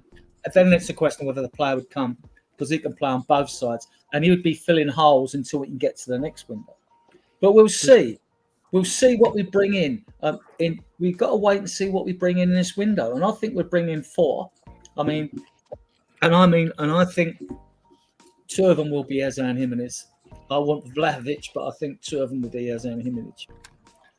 Real quick, just want to a huge big up to Chris Peters, gifted 5 Talking Ball memberships. You know what that means? Anybody who received those, you can now find the link and come on this channel and come on this show right now. Potato Stew, Johnny Bethnal Green, the Mile High Hotspur, Shem Tam, Ryan G. Bros. Whoa, Ryan. Come on, Ryan. Show your face, Ryan. Come on. What a crew. What a crew. You're all good guys anyway. Any of you guys. Those guys are regulars, aren't they? You know, so yeah, they are. That's good. Yeah, wonderful. Jishnu's also in the house saying big up Jishnu. Good to see you, man. It's been a while. So I wanted to bring up a comment, and I feel like I'm picking a fight, and I'm not exactly, I promise, but it's going to seem like it. So I apologize in advance. So Dan says,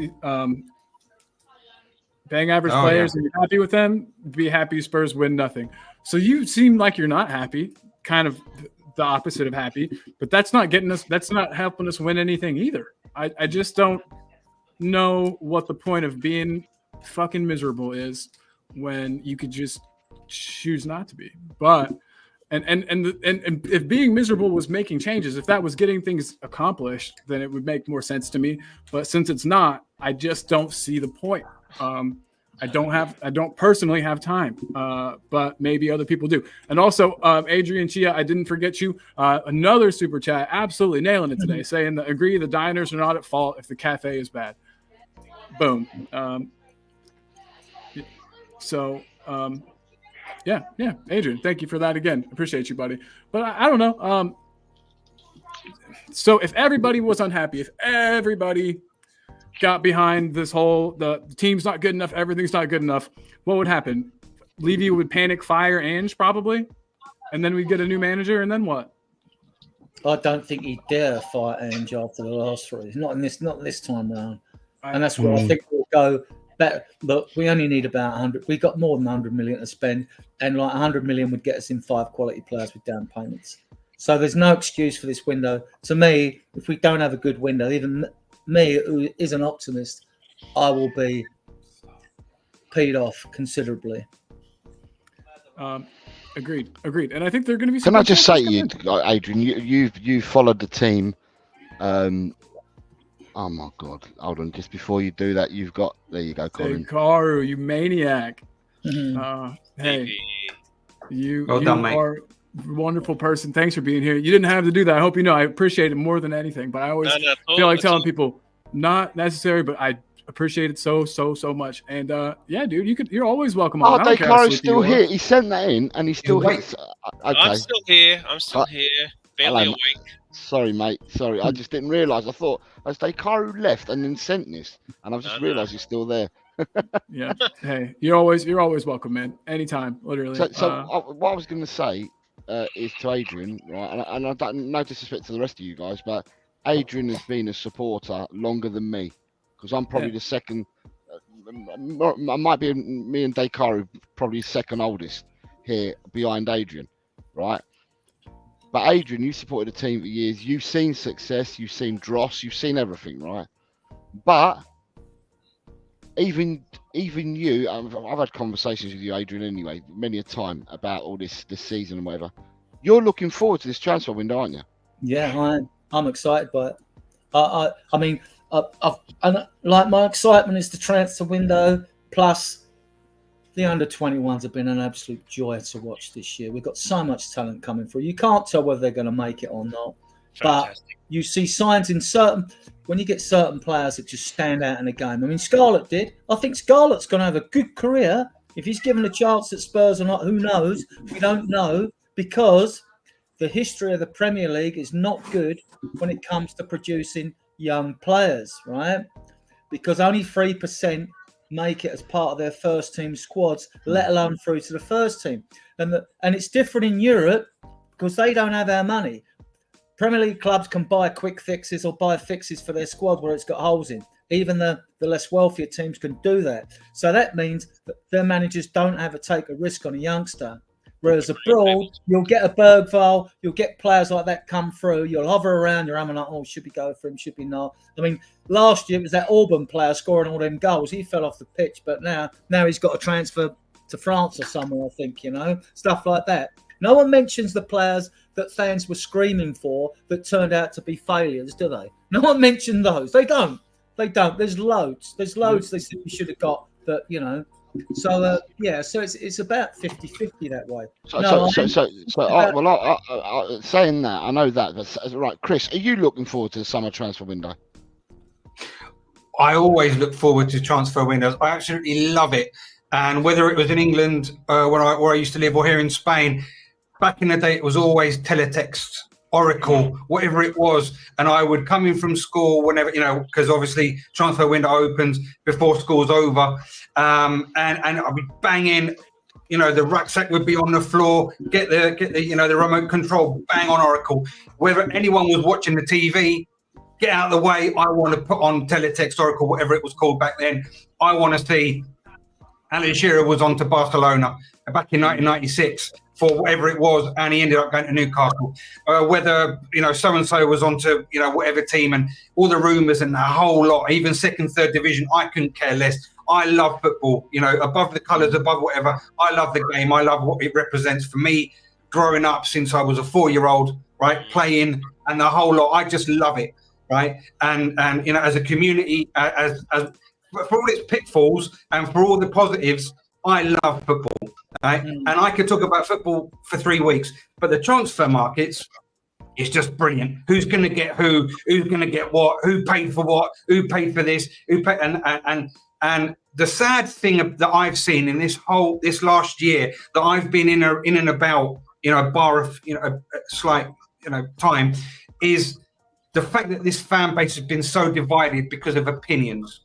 Right, because we all have them, and it is, and the fact that we used to get on. I personally used to get on with so many people that now I can't stand, right?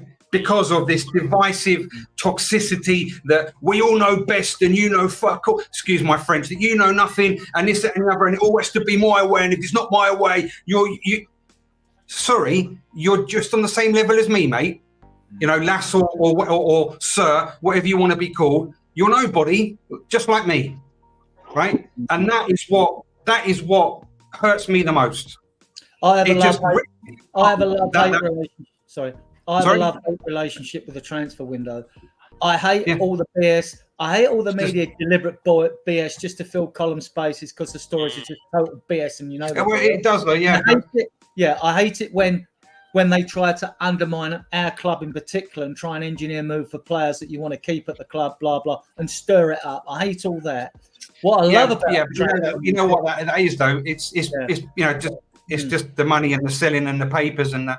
Now it's all clicks. What I love about it is when stories do gain traction and gravitas, when you hear that clubs are talking. Well, now you know the players agreed, or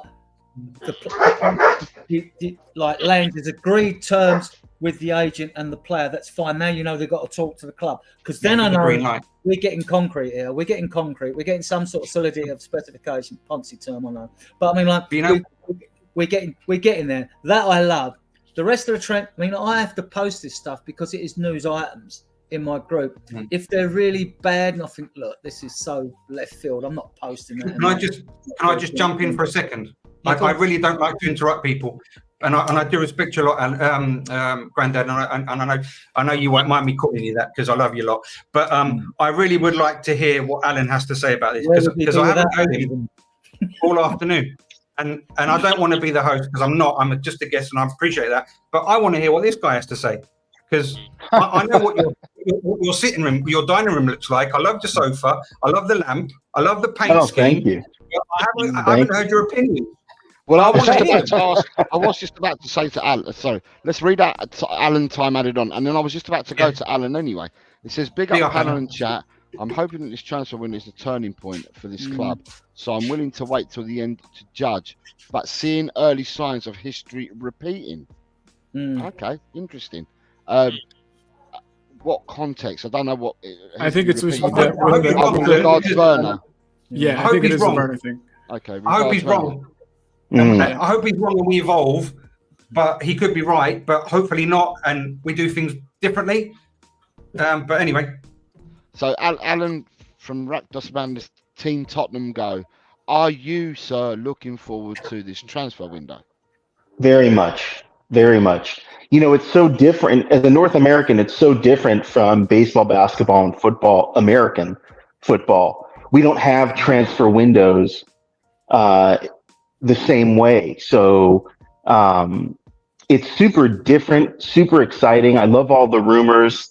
I'm actually very excited about the transfers out because I know we do have such a surplus of players that need to go. So when I hear about Jed Spence, he's going to Genoa. When I hear about Emerson going to AC Milan, you know, I'm excited about that. Not just because I'm excited to see them go, but also because I know that that's money that goes into the kitty for transfers to bring them in, you know, other players in and free up space. So I love the transfer window, and I think it's such an important transfer window for Ange, especially because he's only had one window, and I know there are a lot of people that have kind of poo-pooed him and said, you know, well, Ange out, he's not a win now. It seems like there's obviously a different mindset. Some people love those win now coaches like Jose and Conte, and probably were disappointed that they left so quickly. But that's obviously not the fabric of our squad. I don't think we are a win right now. I think we may be grow into a style of play that Ange has. And, you know, for example, the Arsenal is not a win now team either. They are a grow into it. They've had a project that they've grown into. And what's sad is I feel kind of bad for Arteta in that there are still Arteta out Arsenal fans. And they were like one game away from winning the Premier League, but they're still Arteta out. You know, so there's never going to be you can't please them all, essentially. And so I think Ange is doing what Ange needs to do. I 100% back Ange. This is an exciting window also because I don't know who Ange players are. And I want to be able to, I've mentioned it before, I want to get behind these signings. Aside from Timo Werner, who we kind of know he has experience with Ange already and Ange wanted him, but I don't know who Ange wants in his style of play. So I'm eager to find that out. But I'm very excited about this transfer window. And then prerequisite in any Ange player is pace and stamina, right? That's the main prerequisite. He wants fast players. We know that all across the pitch. Sure. Well, he needs fast players, right? Because the high line, he needs fast defenders. He needs fast everybody. Facts. Absolutely. And then, Dekaru, are you looking forward to the transfer window, mate?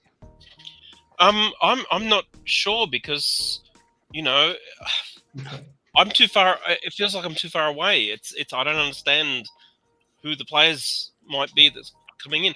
I was quite happy to see the young players like Mikey Moore and stuff getting some runs at the end of the season. So we need a forward. We as I said, I think one of our weaknesses is we don't have a strong forward. You know, it feels like every time I watch a game, we've got Werner and we've got Johnson passing in to nobody.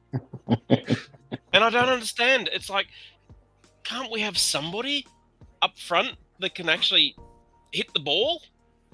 put it in the back of the net. That's been frustrating the hell out of me. So I don't know. Like people like Chris will know far more, and Adrian will know, and you, Jose, know far more than I do about any of this. So I feel like I have absolutely no say in this. The whole talk about fan channels, I'm not going to make a comment on this because I'm ignorant. Oh, that's not why I asked. I only asked if you were looking forward to the transfer window. That's all I left absolutely. It out. Look. As I said, as an Australian, having seen Ange took an absolutely crap Australian team to the Asian Cup and beat Sonny's South Korea in the final. I've seen him turn teams around, and we are one season in. As I said, I thought we would finish 8th, and as I said, I was optimistic. I was one of the, I consider us finishing. That was one of the higher predictions. So 5th is, as I said, we are a work in progress. We need to change our mentality. And yes, I really want to see us step up, if that makes sense.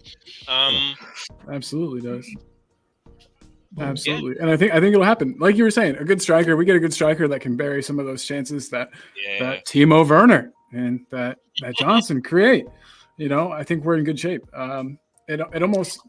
It just feels like there's just one or two pieces of the puzzle missing to make it work correctly. Maybe not optimally. Maybe, it's obviously it's going to take some more time and, acquiring some more of the perfect players. But I think we're one or two pieces away from it working and it looking correct and Ange being able to get what he wants out of the team, because I currently don't think that he can. We have so many playmakers up front, as in technical, they turn the ball, they run, but we've got nobody who actually puts the ball in the net. Sonny used to be that guy, but now they figured out how to double up on him, and it makes his game a lot less effective because he's playing through the middle.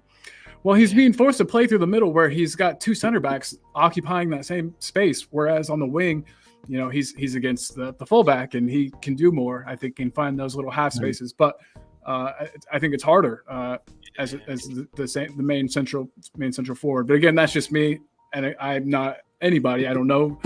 I'm not a coach, but just from playing and from what I've seen. Can I just pick up on the comment from Dekaru? Yep.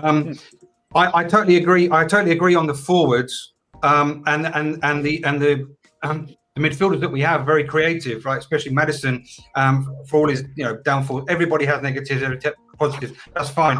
But if we go by what he said after the Newcastle game, the Newcastle drubbing, he was downbeat. And he said, look, it was sometimes we just lack courage to look for that pass, that killer pass. Sometimes it's not the forwards. Sometimes it is actually the playmakers, the ones that have to look for the forwards.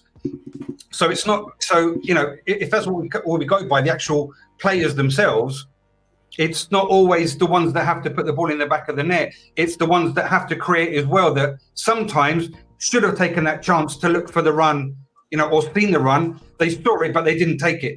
They didn't do it. So, and because football is a team sport, and we know that, that's just, but if the links, if you've got the pieces, but they don't link up together, you haven't got a pass, you haven't got a chance, you haven't got a ball in the back of the net, so to speak. So, we do need an overhaul in the front, in the front line. But if the midfield aren't taking those chances to create, you could have Ronaldo Nazario up front. But if you don't feed him balls, he's not going to score. You know what I mean? Unless he does it all himself, which he used to do as well. But if you're dependent on your midfielders creating, right, then which you alluded to, which is totally correct. But if they're not doing their job, you could have Batistuta, you could have Ronaldo Nazario, you could have Messi, you could have whoever you want.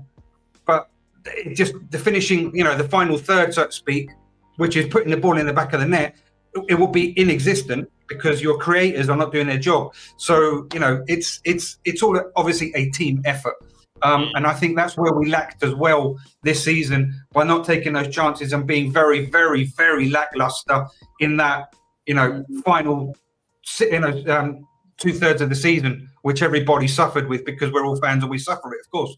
So I Totally agree. agree. I mean, when Totally you agree. consider, go on, Dakaro, go on. No, that's it. Just totally agree with everything that No, was just said. I agree, because when you consider the amount of big chances we've missed, if we'd have converted half of them, we'd have probably been third, not fourth, right? And when you score that extra goal in a game instead of conceding one, you change the course of the game. You might put the other team on the back foot. There's so many permutations of what can happen. it changes. But It changes also- the whole context. Yeah. It changes everything, Chris, doesn't it? We know, we're aware of that. And the thing is, even when you bring a striker in and half the fan base might moan, Jimenez, is he going to be another Matt Jansen or whatever? We don't know, right? But the reason I'm positive is, under Ange Ball, we have created all them big chances and missed them, right? We've also had players make other half chances and all that some of them should have been buried as well. So to me, you haven't got to be a world-class striker to come in and play Ange Ball and get your share of goals. Because even if you're getting goals in a sub-league, we might consider a league not good as the Premier League, if Jimenez comes in, he's shown enough. He should score goals because he's going to get more chances in Ange Ball than he's got in Dutch football. Can I answer Wayne Bonner's question? For sure. Of course, He's man. got a question for me that's up on the screen. The thing about Ange, as you know, I've seen him, with Brisbane. I've seen him with the Australian team. I've seen him go to Japan. And, the thing that Ange does as a manager is first of all, he doesn't take shit. He changes the culture.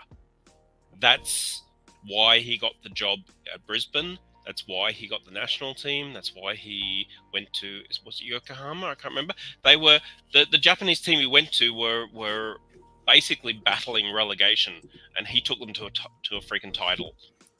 And you don't do that without changing the culture, and that's why Celtic signed him. And he changed the culture at Celtic. Spurs, the culture is difficult. He's got work to do, and he's going to have people that are going to fight him all the way, including people in the club itself.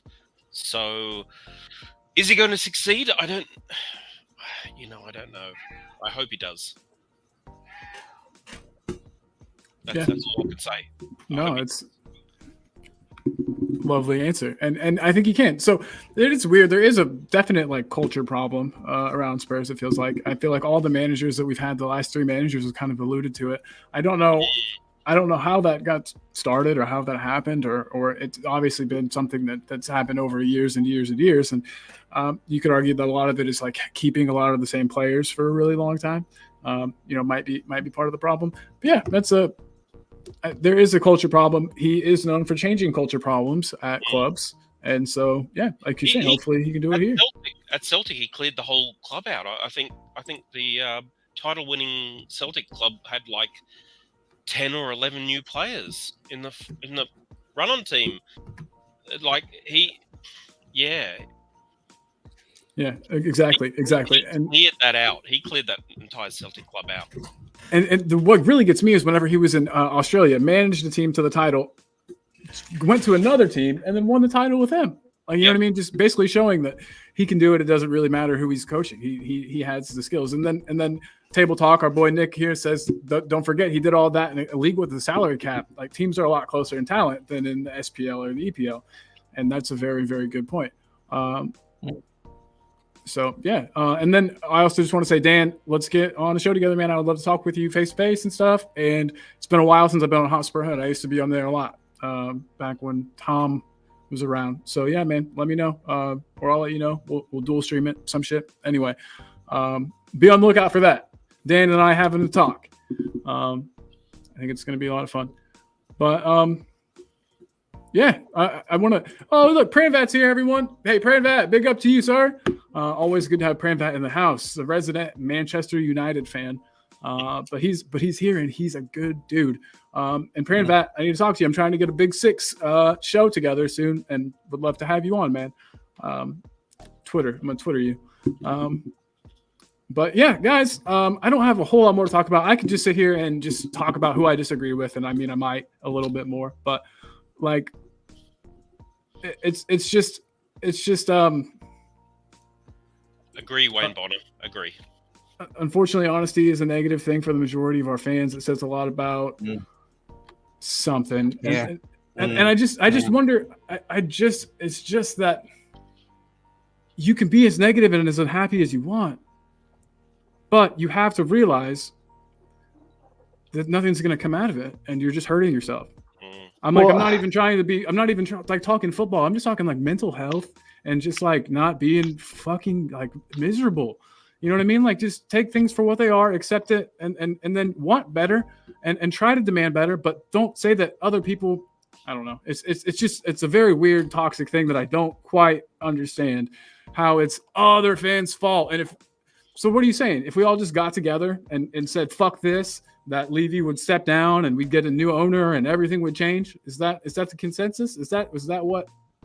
I don't think that's what he's saying. I think he's saying whatever his opinion is, if we all, there's obviously a difference of opinion. And I think that's what's conflating here is it's not necessarily honesty. It's his honesty, but it's opinion, right? Like, just like I have my opinion and I'm honest about my opinion, but it's not any more valid than somebody else's.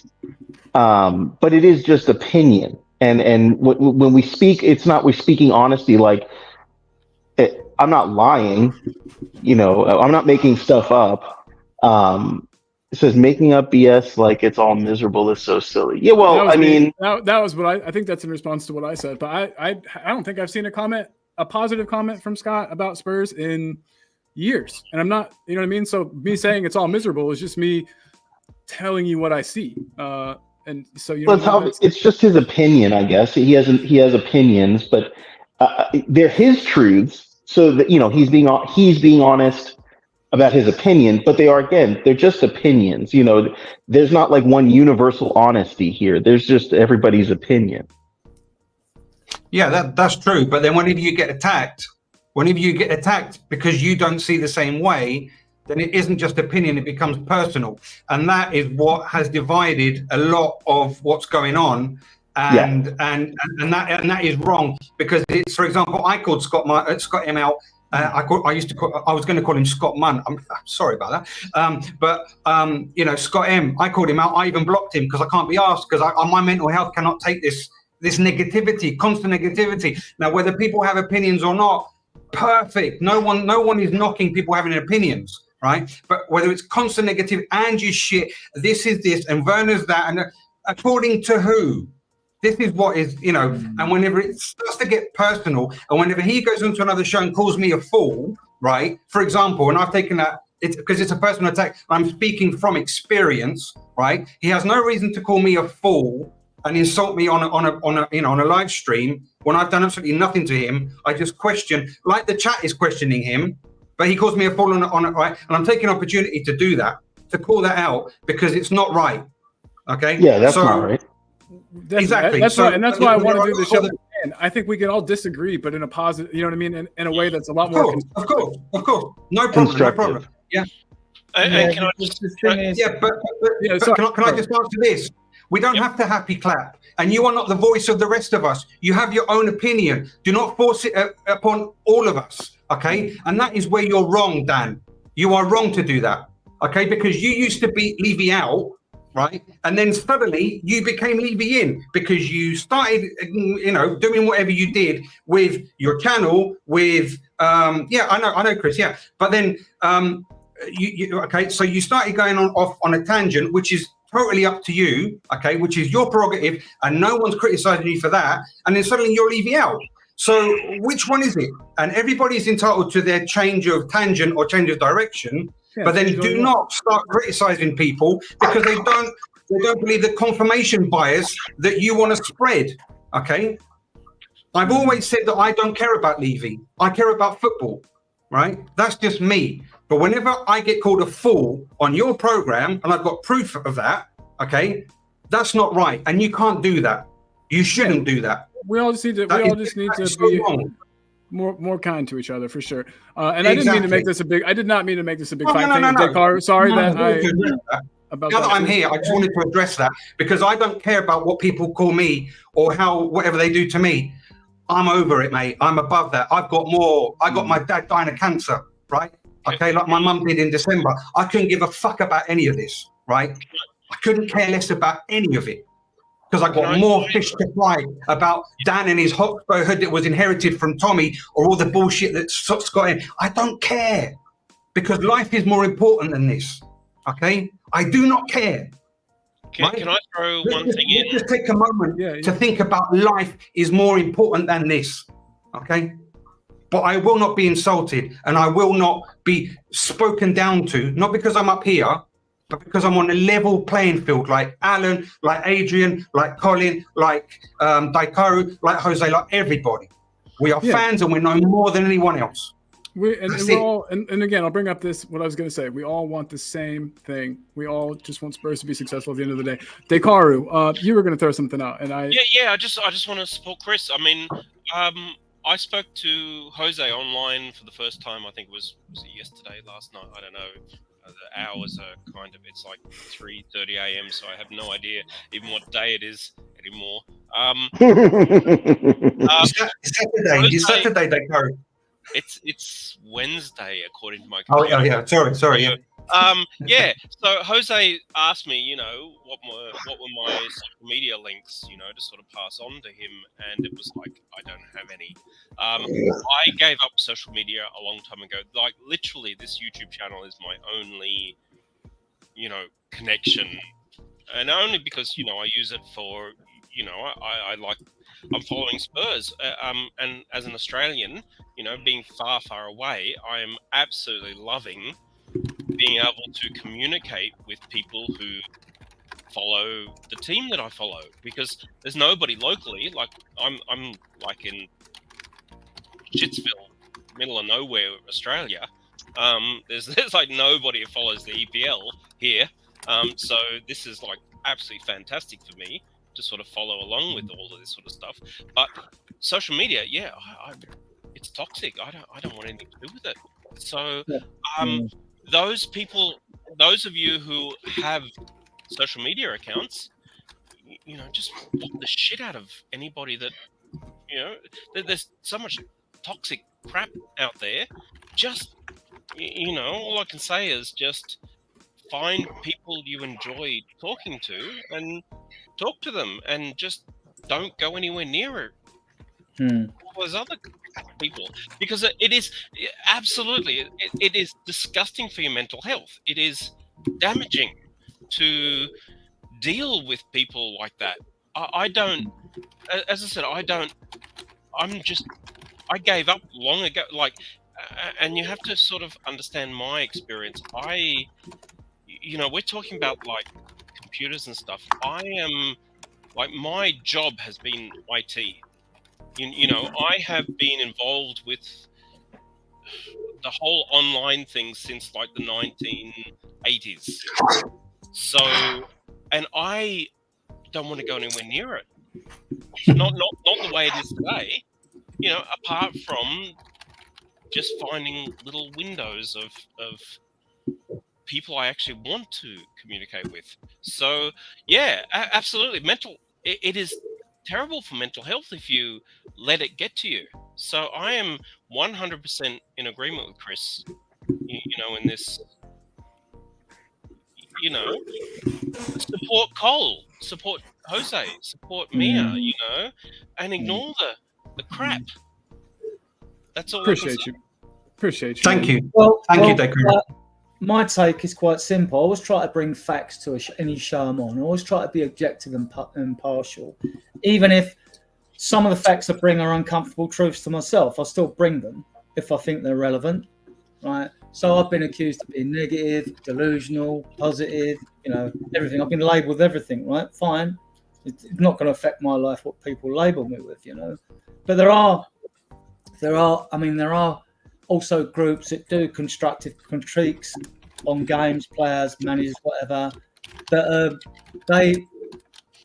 they do them, and they do come across as, and they're doing a critique. Sometimes that may come across negative when that's not their intention. On the other hand, what I do struggle with is is fans that what I call are preemptive doommongers. We aren't even into a transfer window, and people are predicting doom. Why don't you predict we're having a good window? That doesn't make you a happy clapper. That just means that you're like being positive, right? I believe we'll have a good window, right? I've always said I wouldn't leave my house. I'm fortunate enough to be a season ticket holder, live a mile and a half from stadium. I wouldn't leave my house if I thought we were going to lose a match. And for that, some people think I'm totally delusional. No, I have to believe that. Otherwise, why would I bother going? If I'm paying 72 quid to go and watch a game, which it roughly costs me, right? I know I can spend that money. I know I can guarantee I have better entertainment. If I go to a show, one of the shows in the West End, I can read the reviews. I know I'm going to see a good show before I even go. When you go to football, you never know what you're going to get, right? You never know. But I like to adopt a positive attitude. Yeah, okay, we can beat anyone at home. And others in shows, their opinion. You do the old prediction shows, and others will go, you never get me protect a loss for Spurs ever, right? I'm just not that way inclined, right? No, so I don't think you did. Others will protect a draw or a loss. I know some fans that always predict a loss. Now, I don't know if it's because they're trying to kid themselves, use a bit of reverse psychology, so as if they win, they feel much better. I don't know the reason behind it, or whether they just predict a loss. If they're fans that are lucky enough to be fortunate enough to go to the ground, that would puzzle me, because then your pain's going to be twice as bad, right?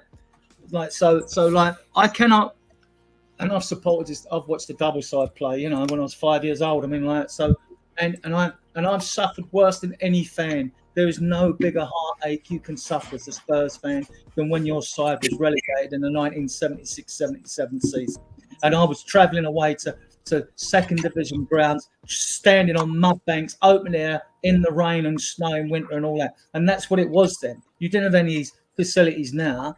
The stadium's now like 5-star hotels, doss houses is what we went to back in the day, right? So that 76, that was my immune system strength at an almighty level, right? Nothing can pain me after that relegation experience. Nothing about this can pain me about that, even though there's a lot of things I don't like about it, And I'll always be positive, because I think I have to be. I've got no choice. I wish I had more Spurs history. For me, I think 1996. For those, I've said this before to a couple of people, but 1996 was my one and only trip to the UK, and I worked at a summer camp just outside Dundee in Scotland for about 5 weeks, and I had a trip out to Glasgow. I went into a sports store and picked a jersey that I liked. Like, literally, I got home wearing it, and a friend of mine said, "Oh, you're a Tottenham fan." I'm like, who? So that is literally how I end up with Tottenham. So, but yeah, it's just, we do what we do, don't we? Well, Daikaru, at least you had a choice. With me, it was either Spurs or the orphanage. You chose well. Do you ever feel like you made the wrong decision? Do you ever feel like maybe the orphanage would have been a better choice? And then look, if you know my background and you know the teams I support, you know that I pretty much all the teams in all the sports I support struggle. That's probably the best way. Like Wollongong Wolves, like literally my local football team, they destroyed the NSL, National Soccer League, and redesigned it as the A-League to basically kick us out of the competition, because they tried to kick us out of the competition and we won back-to-back titles, which made it really, really hard to kick, the title winners out of the competition. And it's like, even rugby league, where we're out of the competition, they merged us with St. George. So it's now St. George Illawarra. It's like the only national team that we have left, and we're like the 10th or 11th largest city in the country, and we have no national teams apart from the Illawarra Hawks in the basketball, and that's only because we're the only remaining original team. Like there's no other in the competition that's still so it's like we're screwed over. So in everything, so following Spurs seems right. No, I get it. Absolutely. Yeah. So I mean, soccer. I'm going to call it soccer because I don't want to be like phony and say football, but I call it soccer here. It's what I grew up playing. That's the sport. So and soccer is really the only sport that I like follow closely. My family's fans of like baseball and basketball, but just not for me. There's a YouTube channel. There's a YouTube video. That if you search Wollongong Wolves versus Perth Glory Grand Final, where we were 3 goals down with like 20 minutes to go, and turn around and won it.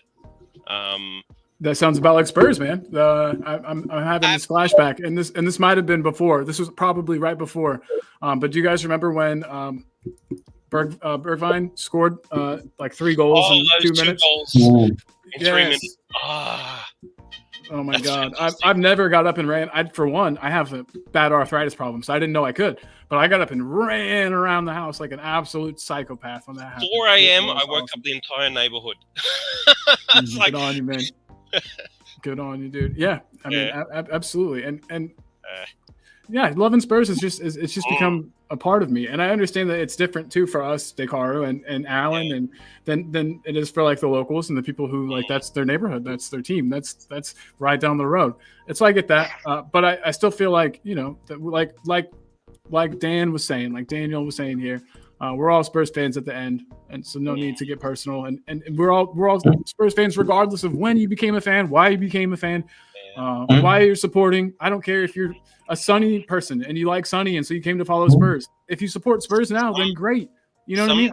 I don't care. I don't care why you came. I'm just glad you're here, and I want you behind the team with us. Someday I'm going to do the 26-hour flight or whatever it is to the UK and see a game. When you do, let me know. I'll go too. I want to meet you, man. I want to meet you. Yeah, I'm already itching to go back, and I just got home. So it's it was 1996 the last time I was over there. So shit, man. Wow. Can I ask you a question? That Yep. So, how old are you, if you don't mind me asking? I'm going to say 53, but next week I'll be 54. So, but I'm not I don't even say this, like, I teach IT and my students think I'm under 40. I don't look, do they all wear glasses or? Sorry? Do they all wear glasses? Yeah.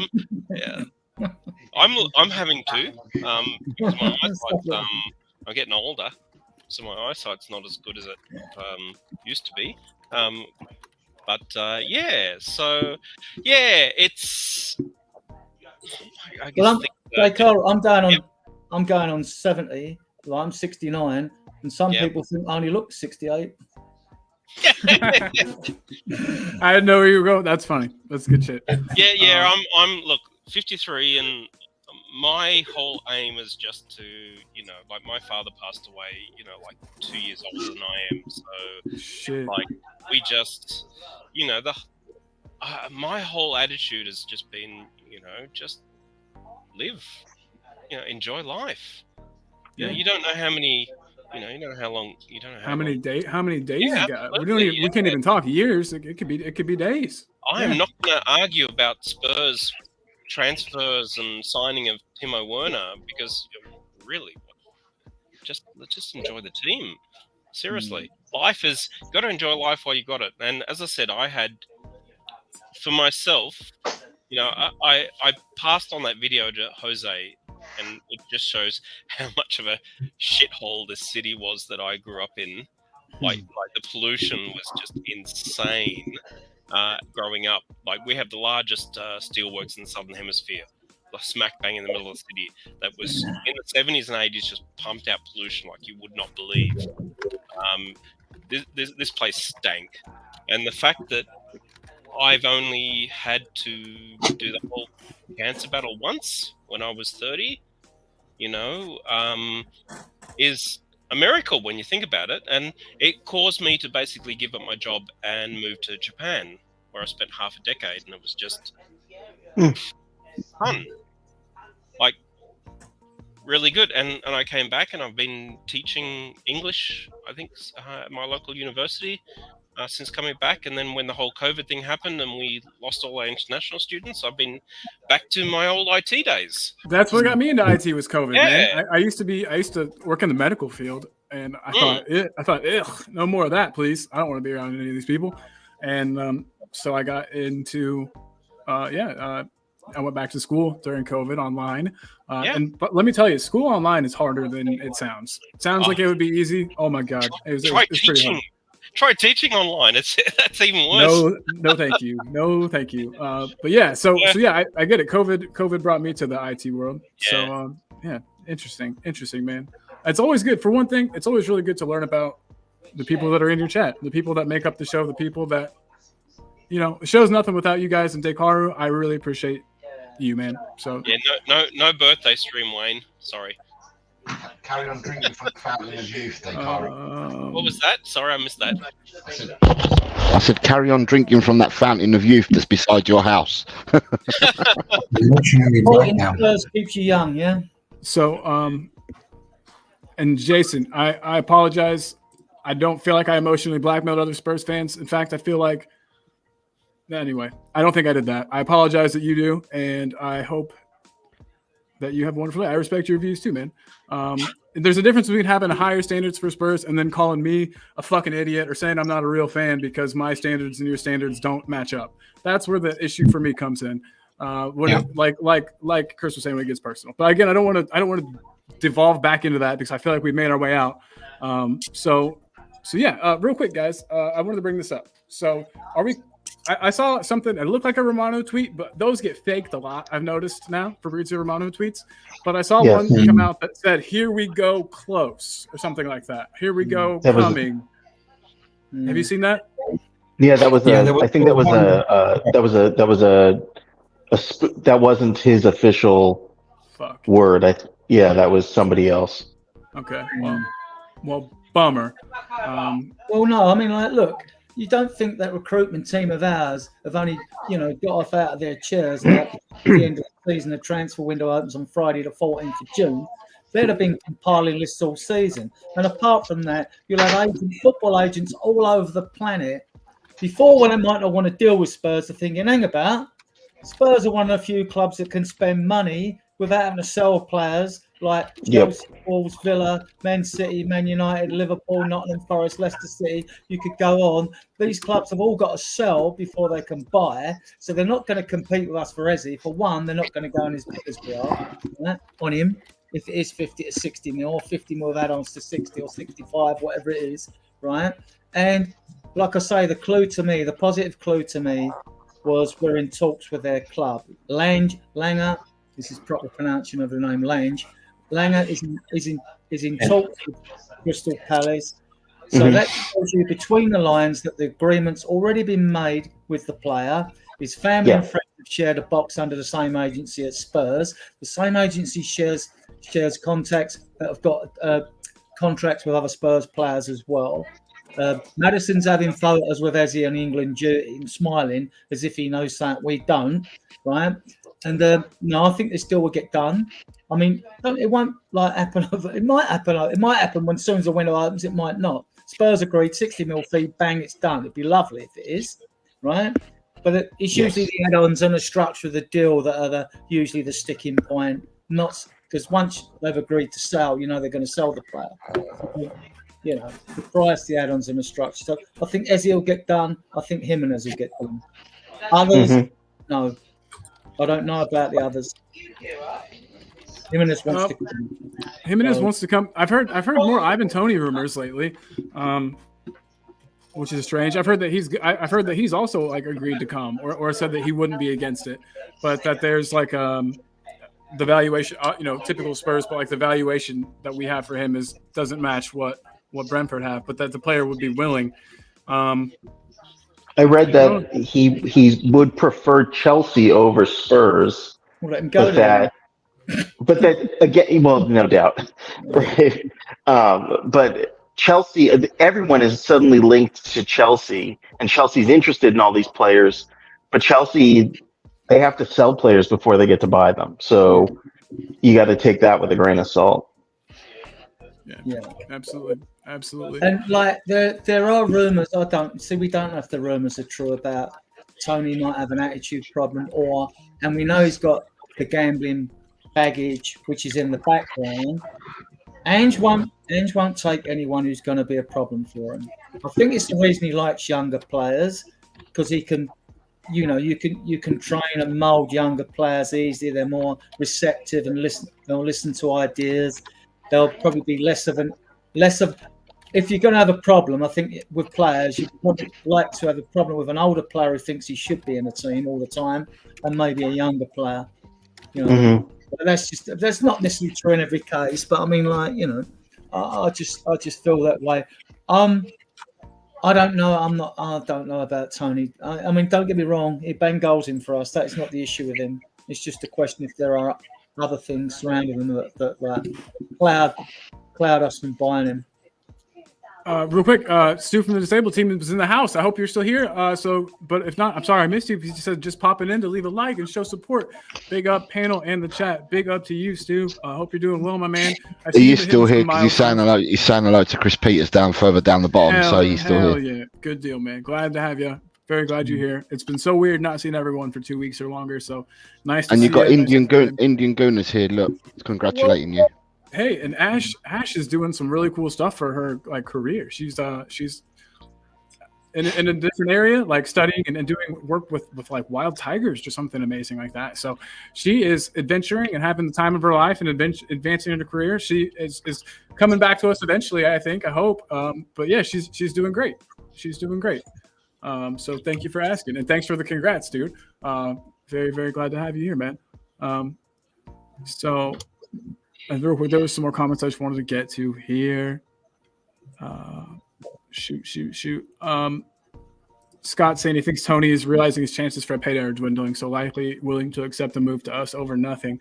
I would hate to get a player that felt like that. Like, remember, Jose, you and I were talking whenever we were like gonna maybe get. Oh my God, do you remember how bad everyone freaked out about maybe getting? Why can't I think of his name now? The defender that was gonna go to Bayern. He doesn't play. What's his name? Skriniar? No, the dude that we just picked up. He's a Spurs player. I just can't remember his name right now off the top of my head. Dragusin. Dragusin? Yeah. Oh, Dragusin, sorry. I feel really dumb right now. Sorry, it's been a day. But yeah, remember how bad everyone was freaking out about whether or not he was going to come? And I just remember, Jose, you said something that stuck with me. You said, if he wants to come, cool, let him come. If he doesn't, you didn't say fuck him, but that's what you alluded to. If he doesn't, no, I didn't. I just said, look, if a player wants to come to Tottenham, right, then they want to come. And if they don't, they don't. It's end of story. Do you know what I mean? I'm not going to cry over spilt milk. If a player really wants to come to us, a la Vicario really wanted to come to us, a Doggy wanted to come to us, Van de Ven wanted to come to us, Dragusin wanted to come to us, because people were losing their shit because they said that Bayern Munich had jumped the gun and, kiboshed us and stuff like that. And I just said on the stream, look, if he wants to come, he comes. And if he doesn't, he'll go to Bayern. End of story. Don't cry over spilt milk. But all you want, and Adrian will attest to this as well, all you want is players that want to come and play for your club. Exactly. Want to wear your badge, want to wear your top, and come to you for the right reasons. Not for a payday. Not for a payday, because they all get paid really well anyway, regardless of what team you play for.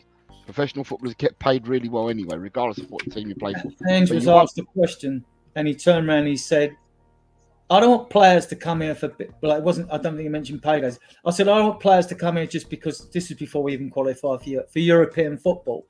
I only want players that want to play for Tottenham Hotspur. And I thought, fair play to you, right? And that's it. We're one of the biggest clubs in the world. Fair play to you saying that. So, sorry, Indian Goon, are you still watching the cricket? I think England are playing, but because I've been on the stream, I don't even know what the score is. I know England were playing Scotland in the World Cup match today. But, because I know Indian Gunner loves his cricket. Absolutely. I wish I knew anything. That's going to be my homework, is to learn about that sport and figure out the rules at least so that I can... Better than baseball, and it doesn't take as long. Baseball stinks. I'm not a big baseball fan. The ball keeps moving. With cricket, with cricket, you can play a test match, which is all day long for 5 days.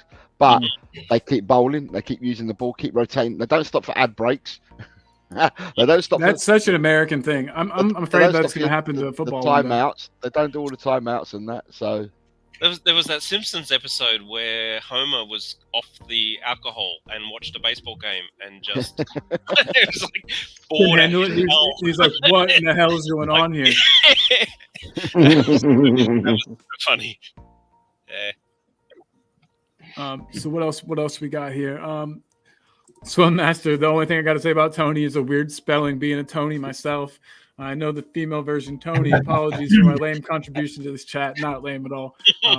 But I'm glad you're enjoying listening. We're enjoying having you, man. It's always good to have you in the house, Swim Master.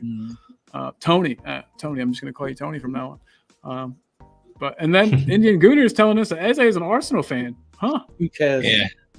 Madison's a Coventry fan. Who cares?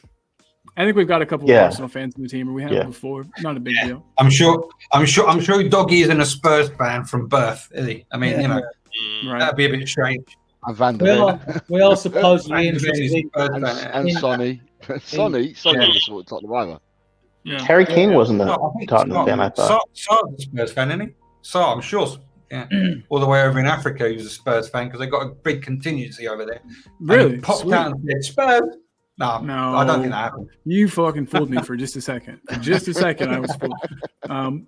But yeah, guys, I have successfully gotten to talk about everything I want to talk about. Rattled the cage a bit. Sorry. I am. Oh, rain delay, by the way. For I cricket. saw his comment. Yeah, rain delay. But guys, that's pretty much everything I wanted to get accomplished. Does anyone else have anything that, like, I mean, I'm also down to hang out too. Is there anything else that anyone's heard lately? Any news? Only the rumours to Joe Bellingham at Sunderland, the two French brothers, the Douay brothers or something in France, Douay. play for Rennes, and one of them's a right back. So that got my attention because he can play at right back. He's 20 or two. The older brother's 20 and can play at right back. So that was of interest because I'm thinking, well, if Emerson goes, just juggling permutations and playing Football Manager in my head as I always do. Then there's still a link with Mould Gibbs White and the Chelsea winger they bought for $3 million, Hudson-Odoi. But I don't think so now. Werner's there, and I don't think so Morgan Gibbs White because, as Chris pointed out, he's not box to box. But you never know. Then there's the link with Marcus Edwards. Well, if you're going for Eze, it's no contest, right? So there's still lots of these, and no doubt I haven't been to all my feeds. We'll be going to after the show just to see what other rumours there are. But I think that it makes sense that Edwards is maybe a backup for Eze. Like if we don't get Eze, maybe we move for Edwards. That would make sense. Or just go for both. Because isn't he inexpensive? Marcus Edwards would be less expensive because of the sell-on clause that we have with them. And I think his valuation is already pretty low. You have to have 8 homegrown players for the Premier League and for Europe. But for Europe, all the homegrown have to be academy homegrown trained players. We've got 2 goalkeepers in Whiteman and Austin.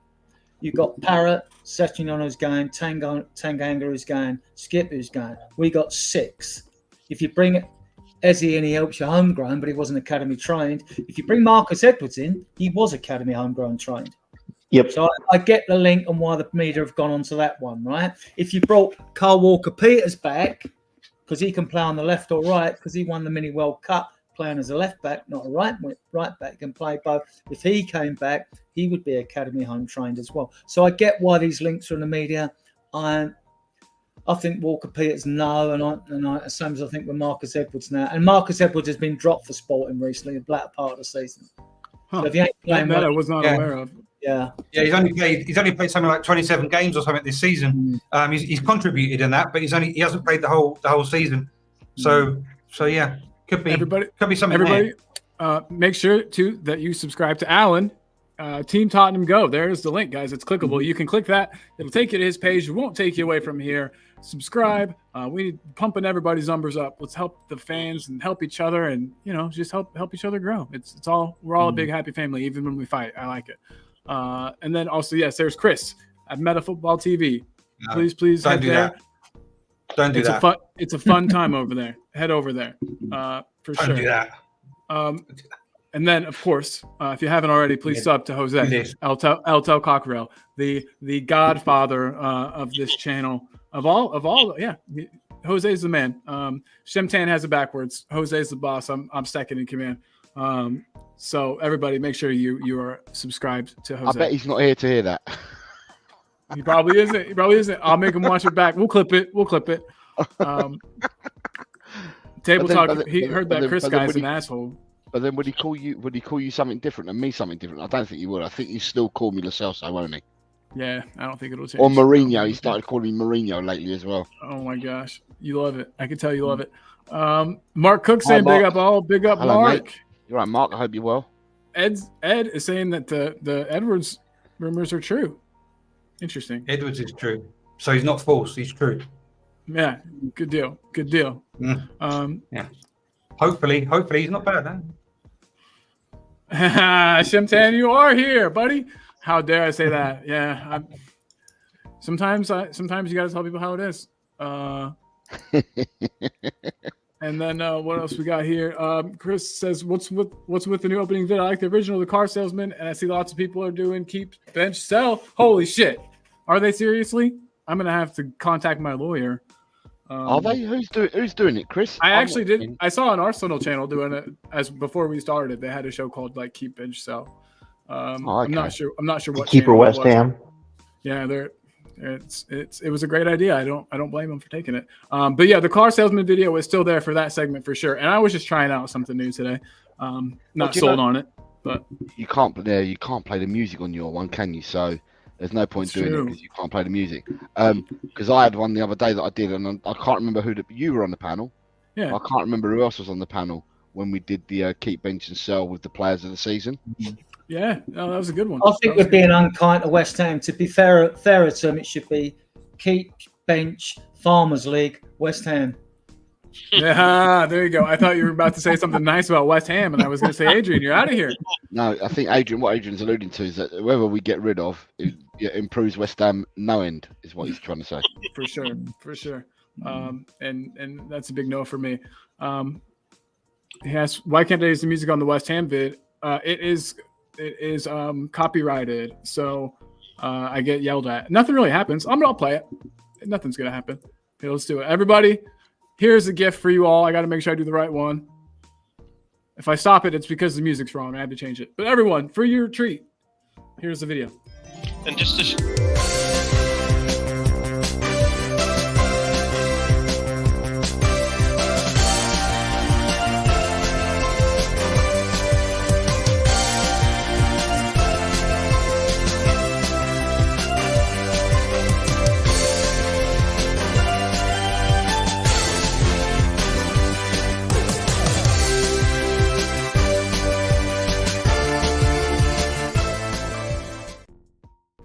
Yes, and all that's going to happen is YouTube is going to say, "Hey, you want to edit that out?" And I'll say, "Sure." And Can I just ask the question?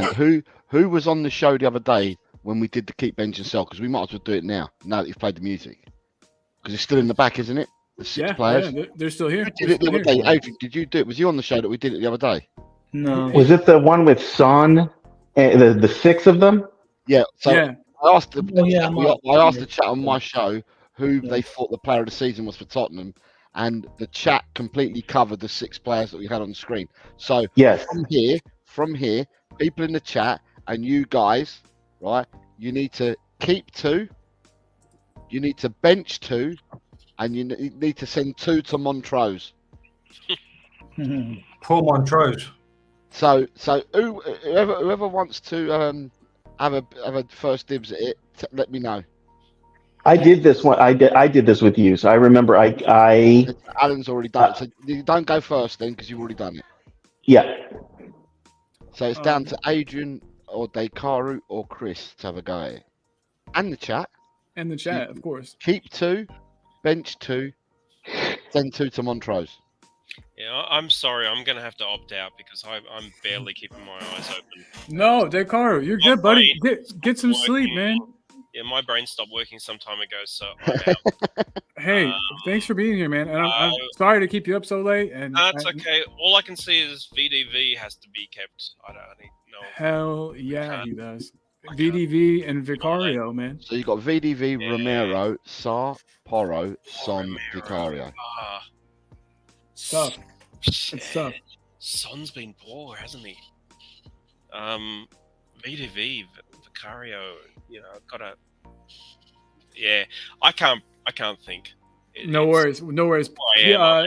Sorry, Put some thought into it later and put it in the chat or something. I'll wake up at 8 hours. Yeah, wake up tomorrow. Yeah, go to sleep then, Corey. You don't need a sack, mate. You need to. Yeah. Get some All kit. right. Catch you all later. Yeah, thank Later, you. Dave, Vicario. mate. Hey, Take care, thanks, mate. man. Appreciate having you. Yeah, I'm Thank out. you. Pleasure meeting you. And then there were 5. So it's either Chris or Adrian. Who wants to go first? Adrian, do you want to go? All right. This will be controversial. I'm keeping go on then. Vicario because he's my player of the season. And the reason he's my player of the season is because he's played every game. And without his saves, we'd finished mid-table. I know a fan's popular choice would be VDV and then Romero next. But Romero actually would be my next choice of second player of the season. But then don't forget that Romero and VDV have had time out during the season, whether Vicario hasn't. And I'm keeping Son for his 16 goals because otherwise, where would we be without them? We'd be screwed without those 2 players. They're so vital to us, as all 6 are, but these are more vital in my opinion. Son and Vicario, 2 most. Then I'm benching VDV and Romero because they form the triangle with Vicario as our defence, at the heart of our defence, which means that Sarr, who's been our best midfielder this year, and Romero and Porro has improved greatly as well and scored goals. Sadly, I'd have to send him to West Ham. Oh, sorry. So the 2 that you're keeping are Vicario and Son. Yeah, You're benching VDV Romero. and you're sending to Montrose. Oh, Sarr and Porro. Montrose are going to get to the Scottish Premiership really quick. Yeah, they are. Yeah, they are. If we do this very many times, for sure. So Chris. All right, so that's man. Adrian and the reasons. Yeah, but we got a buyback clause on them. So Chris, Chris, what are Don't your? get into specifics, Adrian. For God's sake, why am I on full screen? Why do people want to see my dermatitis for whatever the bloody hell I've got? You're beautiful. I'm not. Go away. Bring it back up again, Right. Colin. That's all right. I've got it. I've got it written down. Okay, Oh. but it's just that so other people can play in the chat as well, mate. Go on. Oh, sorry about that. So I didn't realise. I do apologise. Right, I'm going to keep Vicario and Van der Ven because I want to. I'm going to bench Sarr and Kuti, Romero, and Montrose are going to. Oh, they're going to have a great season with Borra and Son. I think they'll benefit hugely because I feel like it, and that's it. That's good enough. Right? Yeah. Fair enough. Okay, Fair so enough. Alan, what did you go for the other day, mate? I went for selling Son and Sarr, benching Vicario and Porro, and keeping Mickey Van de Ven and Romero. Okay. It's all right to be wrong. I remember what I went the other day. I kept Van der Ven and Romero. I'll be right back. I have to fix I think something. I think I kept Van der Ven and Romero the other day. I think I benched. I think I might have benched Vicario. And who did I bench with Vicario? I think I benched Vicario and Son, and That's I what I sent thought too. Porro. I sent Porro and Sarr to Montrose. No way. Yeah, that's what I think I did the other Let's, day. What and did it's still in second division. Bloody Yeah, hell. what did you do, Colin? I kept VDV and Vicario. My bench, this was definitely controversial. My bench was Romero and Sarr, and I was sending away Sonny, and I was sending away Pedro Porro. Wow. Yeah, well, you know So- your football, mate. So in the chat, Hey, in the chat, you've got Swim Master says he'll keep Van der Ven and Sarr. He would bench Porro and Vicario. Can't believe I'm saying this, but I'll sell Son and Romero. Chris Fair enough. Peters is keeping Van der Ven and Romero. He's benching Porro and Vic, bye-bye to Son and Sarr. Maybe you know I'm what? not. I Maybe think- I'm not the You only know one. what? I think that might have been what I did looking at this now. Because I can remember the two S's being on the subs bench. Sorry, being sent to Montrose. Hey. Ryan G is keeping Vicario and VDV. Bench Romero and Son. Sell Porro and Sarr to Montrose. The only reason why I said Montrose, I don't know why Montrose has come from me. But I've said Montrose because of people saying that West Ham keep getting really good players from us. So Montrose, I want to watch him go up the Scottish leagues and challenge Rangers and Celtic. I like it. Yeah, I'm glad that I'm not the only one that said for Sonny to go. And it's not that I want, we presented a very tough choice. It's not like anybody really wants Sonny to go, but you got to do what you got to do sometimes. Yeah, no one wants any of them to go really. Yeah. Just so you right, I don't know because obviously I don't go onto X that much. I've just gone to X now. Now I saw this yesterday, and it's done its rounds again on the Daily Hot. It says, and it's come from someone called Carousel, so I presume they're in Spain. And it says that Carrusel Deportivo. it says at Carousel, so it must be. Yeah. It says Tottenham THFC are showing a strong interest in Sevilla striker Yusuf El Nesri. Misery. That's the day, yeah. Yeah, the Spanish club want around 30 million euros for the 27-year-old. Yeah. Sorry, I missed that. I was in the chat. Who are we in for? El Nesri from Seville. Striker Yusuf El Nesri, the striker for Seville and Morocco. I'm gonna look him up. He's an absolute beast in the air. He's I've never seen anyone beat him in the air. Anytime I see the word Nasri, I just think of that dipshit that played for City. Nesri. I know. Yeah, but He's an absolute. He is an absolute beast in the air. I've never ever seen anyone beat him in the air, and he can hold a ball up, and he's really strong. I'm watching the highlights right now. Yeah, been linked with quite a few strikers, haven't we? Sort of not so well known, but there's a dearth of strikers out there, Well, and also that's part of what we were supposed to get with Ange, right? Like, wasn't that we were supposed to get some unknowns, some players from leagues that we wouldn't normally, have been gunning for, and some names that he had. I thought whenever he came, I thought that was sort of what a lot of us expected, was to get some people that maybe their name, weren't big names, weren't household names, but that we would get them and they would improve the squad because we have these new data-driven analytical, guys doing our scouting. I'm hoping that we see that. I honestly would, if we got a striker, there's some dude from the Australian league that we're looking at apparently, and I wouldn't be mad. Get him. Postecoglou wants him. Get him. I'm just excited to see what they've got. I'm like you guys. You said, are you excited about the transfer window? I'm ecstatic. I can't wait. And I hope I have the Danny Rose of these players. I hope I have to Google them. I hope I have to figure it out, because if I don't know anything about them, it means the opposition doesn't know anything about them. And we all know that is definitely something good.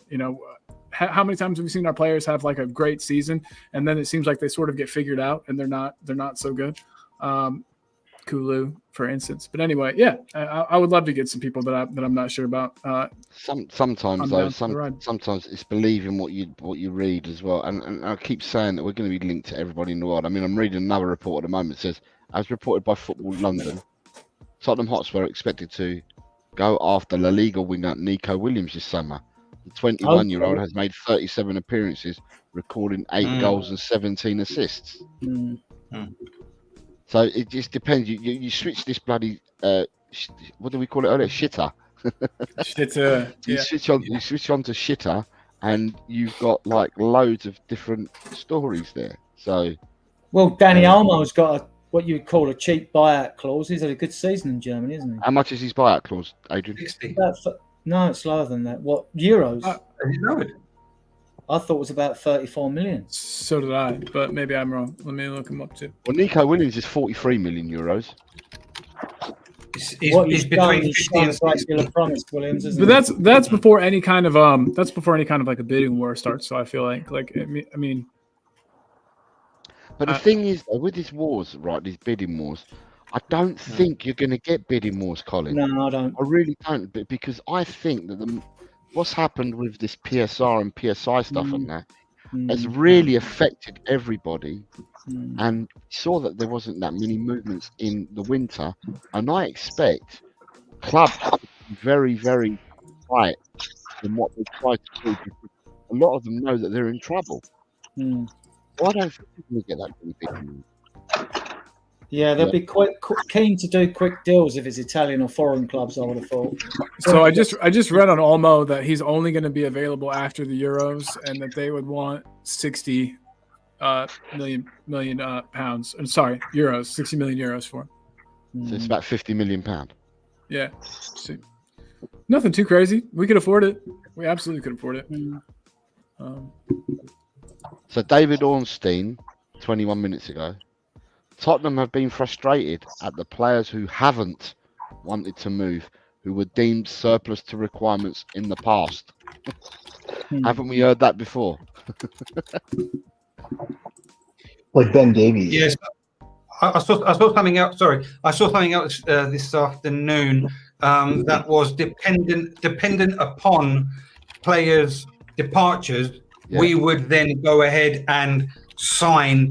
So if a left back were to leave Yes. the club, Yeah. we would go ahead and do. But hang on a minute, I don't understand how that works, because if we need a striker and a striker doesn't leave, then we can't get a striker because so and so gets in a strop and doesn't want to leave. You know what I mean? That's not progress. Then that's just running your club as a mercenary wants. Then, so I can't believe that would happen. I can see that happening. I mean, if you consider the fact that like we could have deals ready to finalise, but they might be waiting to get agreements for players to go. Like we're pretty sure Spence might end up at Genoa. There's all we get from the minute. The European clubs are clever because they all plead poverty. Some are not as poor. We're not talking about mega amounts in the transfer window. You know, you've got Genoa. We know Tanganga's wanted, don't we? We know Lo Celso's wanted. Yeah, you can go through. Højbjerg. Gil will be wanted. Højbjerg will be wanted, right? So that's 5, right? So you're talking like with Højbjerg and Lo Celso in the mix, with those 5 players, you're rounding fees up. You've got to be looking at least badly for 50 mil. Yeah, You know? but that's always if the deals are in place. Like they're talking about them now, and then whenever the window opens, they're already kind of like structured or talked about or pre-agreed. But what was floated, this afternoon is dependent upon. So you're depending on if something happens, then we go ahead and. It sounds slightly different to what you're inferring to, Adrian, which means that if we get him out, then we go for this. And if we don't get him out, then we're stuck with what we've got, which is totally what we don't want to hear. Otherwise, because what you're left with is a bloated squad. You name your 25, you're 17 foreign, you're 8 homegrown. And then you've got to loan them out. And the reason our wage bill was 251.1 mil last year, the 5th highest in the league, and higher than Arsenal's, contrary to what some people are saying. But I think that's more to do with us having a bloated squad and having to put all these players out on loan, right? Because Spencer still be on his 20, 30 grand a year or whatever it was, when he was signing. Tanganga will probably be on 30k a year or something. It all adds up. Reguilon is expensive. Yeah, and Reguilon as well. Yeah, true. He'll be going if Brentford want him or not. We don't know. There'll be I don't someone wanna say in it. him. Personally, I'd like to see a bit more. He's short on the left. He's probably on huge wage, isn't he? Yeah, I'd like to have seen a bit more regular on the left, actually. I'd really put the axe down on him. But if they've seen something in training, just think, oh, look, he's just crap defensively, which has been his only critique really on him. But then, like, you dog in and Porro, a sort of Porro's improved. And you doggy went a bit backwards towards the end of the season with his defensive displays. So he's got time to learn. So, well, maybe Ange thinks no. If Ange thinks no, regularly he's seen what he doesn't like. So, So, I mean, we don't know. I mean, like, see, we'll only know more. We'll know more about the shape of the team and an insight into Ange's thinking as these transfers materialise. We bring people in. I'm more concerned that we bring in than we get rid of, because I want to see incomings like we all do, right? Yeah, Absolutely. yeah, definitely. So- Definitely. David Ornstein. I'm 1 minute. going to have to go. Can I just address 30 seconds of your time? The comment at 8:03, well 7:03, please. Who It's from? a bit long-winded.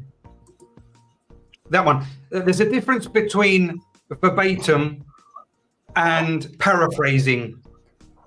Thank you. That's all I wanted to say. Big love. Big up.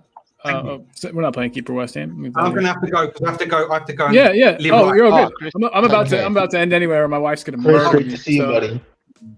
Chris, See thanks you for later. coming on, bro. Right. So, No worries. See you later. David Thank Ornstein, you. 1 Okay. minute ago, right, has tweeted. All the tweet says, Eberechi Eze has a release clause.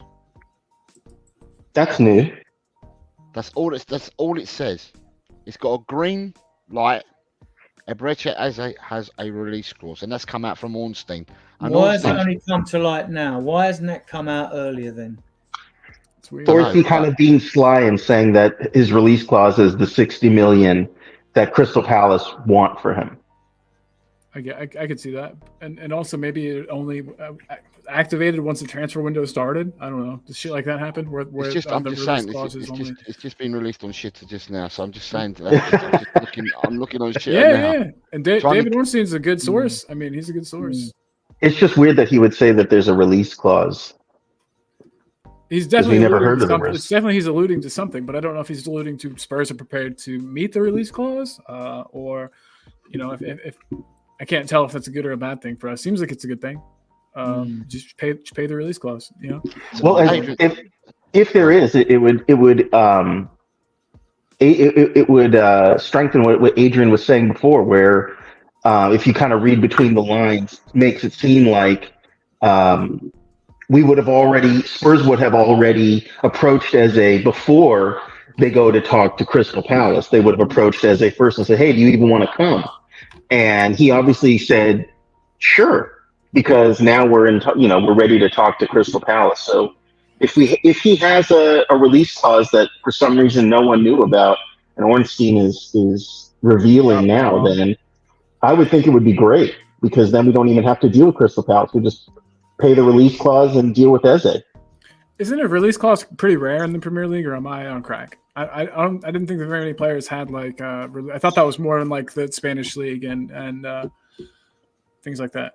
I could Jose, see can the you- reason why there isn't, because other clubs know there's more money swimming about in the Premier League. If you set a release clause, it might be too easy to activate it. But I right, mean, you're shortchanging yourself. You're not getting the full you amount might. of money I you mean, can get. that's just I'm just surmising here. I'm guessing. I like it though. Yeah, that's what we're all doing. You're good.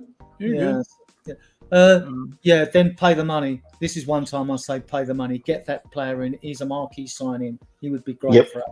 100%. So pay the 60 million. If they've sorted his wages out, smash this one on the 14th. I mean, in 2 days' time, guys, by the way, 2 days away, you'll be doing a show, because it's the Daniel Levy AGM at the club on the 6th. So that AGM will be revealing, because there might be powder puff questions asked. I don't know who's going to be present, but it's an AGM, so shareholders should be there, right? Mm-hmm. Make a note. 2 days, because it's Thursday, isn't it? So we'll see what anything comes to fruit.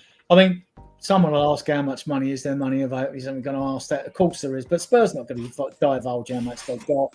But I'm willing to bet you now, without sales, as we've averaged 137 million a year since the stadium's open, and we had a best season last year. Minimum, I think we got about 150 to spend without player sales, which can get us everyone we want on down payments. I'm saying 4, and I'm being cautious on 4, because we might get 5 or 6 in.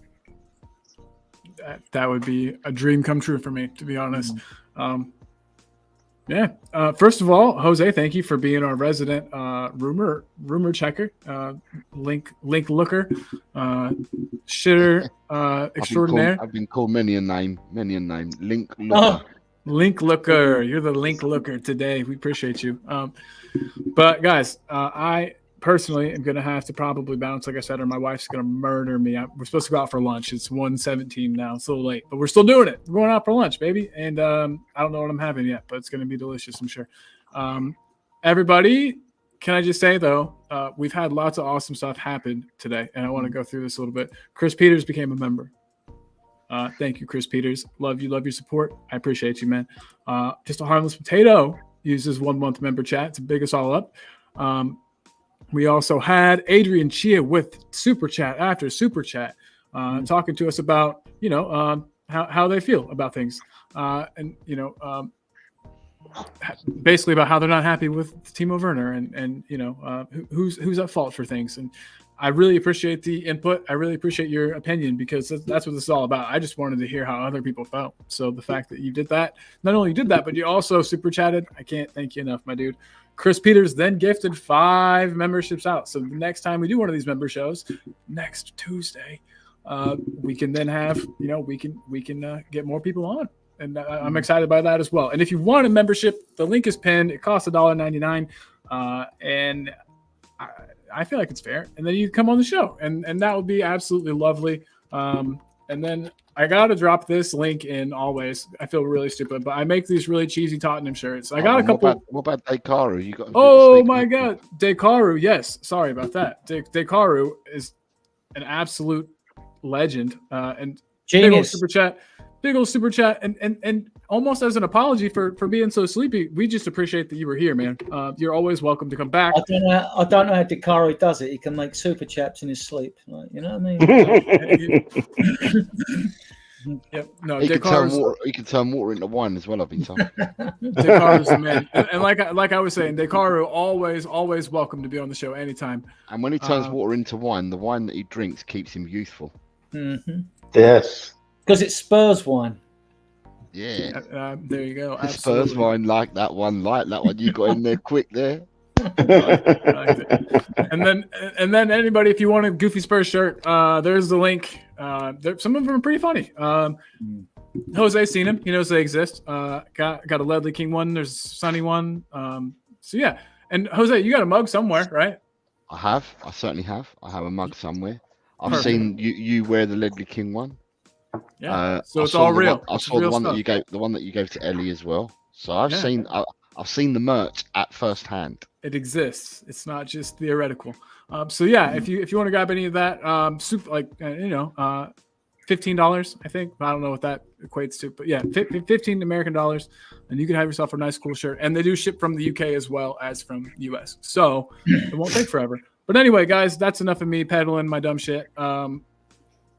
But real quick, serious Saudi interest in Richie, but Richie doesn't want to go. So yeah, no, Richie's made a comment, but I think he's not stupid. If a valuable offer comes in for him, he knows that Tottenham will consider it. He knows this already. He's not stupid. But the only issue I have is that regardless of a valuable offer coming in for him or not, I think we need 2 strikers this summer. I really do. I've said it all along. So if you accept a bid for Richie, then you need to replace Richie. You need to replace Kane already, and we were already a striker shy, even when we had Kane. So he was quite good with what he said, Richie. He turned around and said, "I have no intention of leaving England."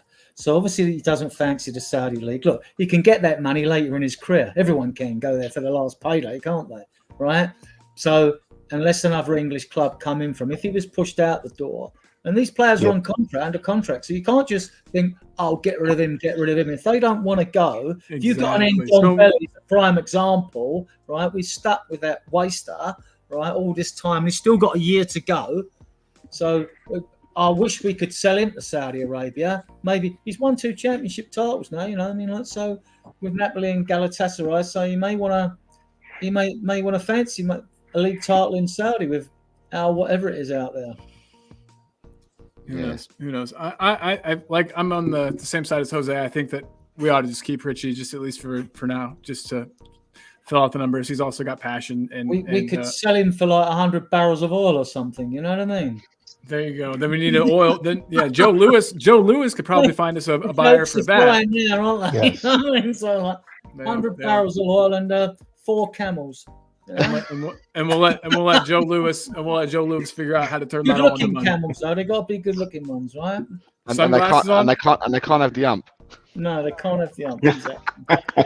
I don't. Yeah, sunglasses wearing camo. I love it. All right, guys. Like I said, got to go. Are you guys cool with hanging it up? Yeah, fine. Awesome. I'm gonna go. So, Alan, okay, Adrian, Colin, it's been a pleasure sharing the screen with you guys, and with as Chris, always. and with Dekaru, and with Josh, and to everybody in the chat. I personally thank you all. Thank you guys so very much. And Thank as you. always, we'll be back. Make sure. Oh, Jim, big up, Jim. Just as we're ending, sorry about that. Jimbo. Is Jim on the Timo train? Oh, Jim's on the Tottenham train, full stop, mate. He's just Tottenham fan, isn't he? He's positive. Jim's positive. Big up, Jim. Shemtam saying, great stream, guys. Thank you, Shemtam. Remember, you're talking to the boss. Hey, he's the boss today, at least. But everybody, again, thank you so much for being here. Please hit the bell because I don't know what I'm going on next. I never know.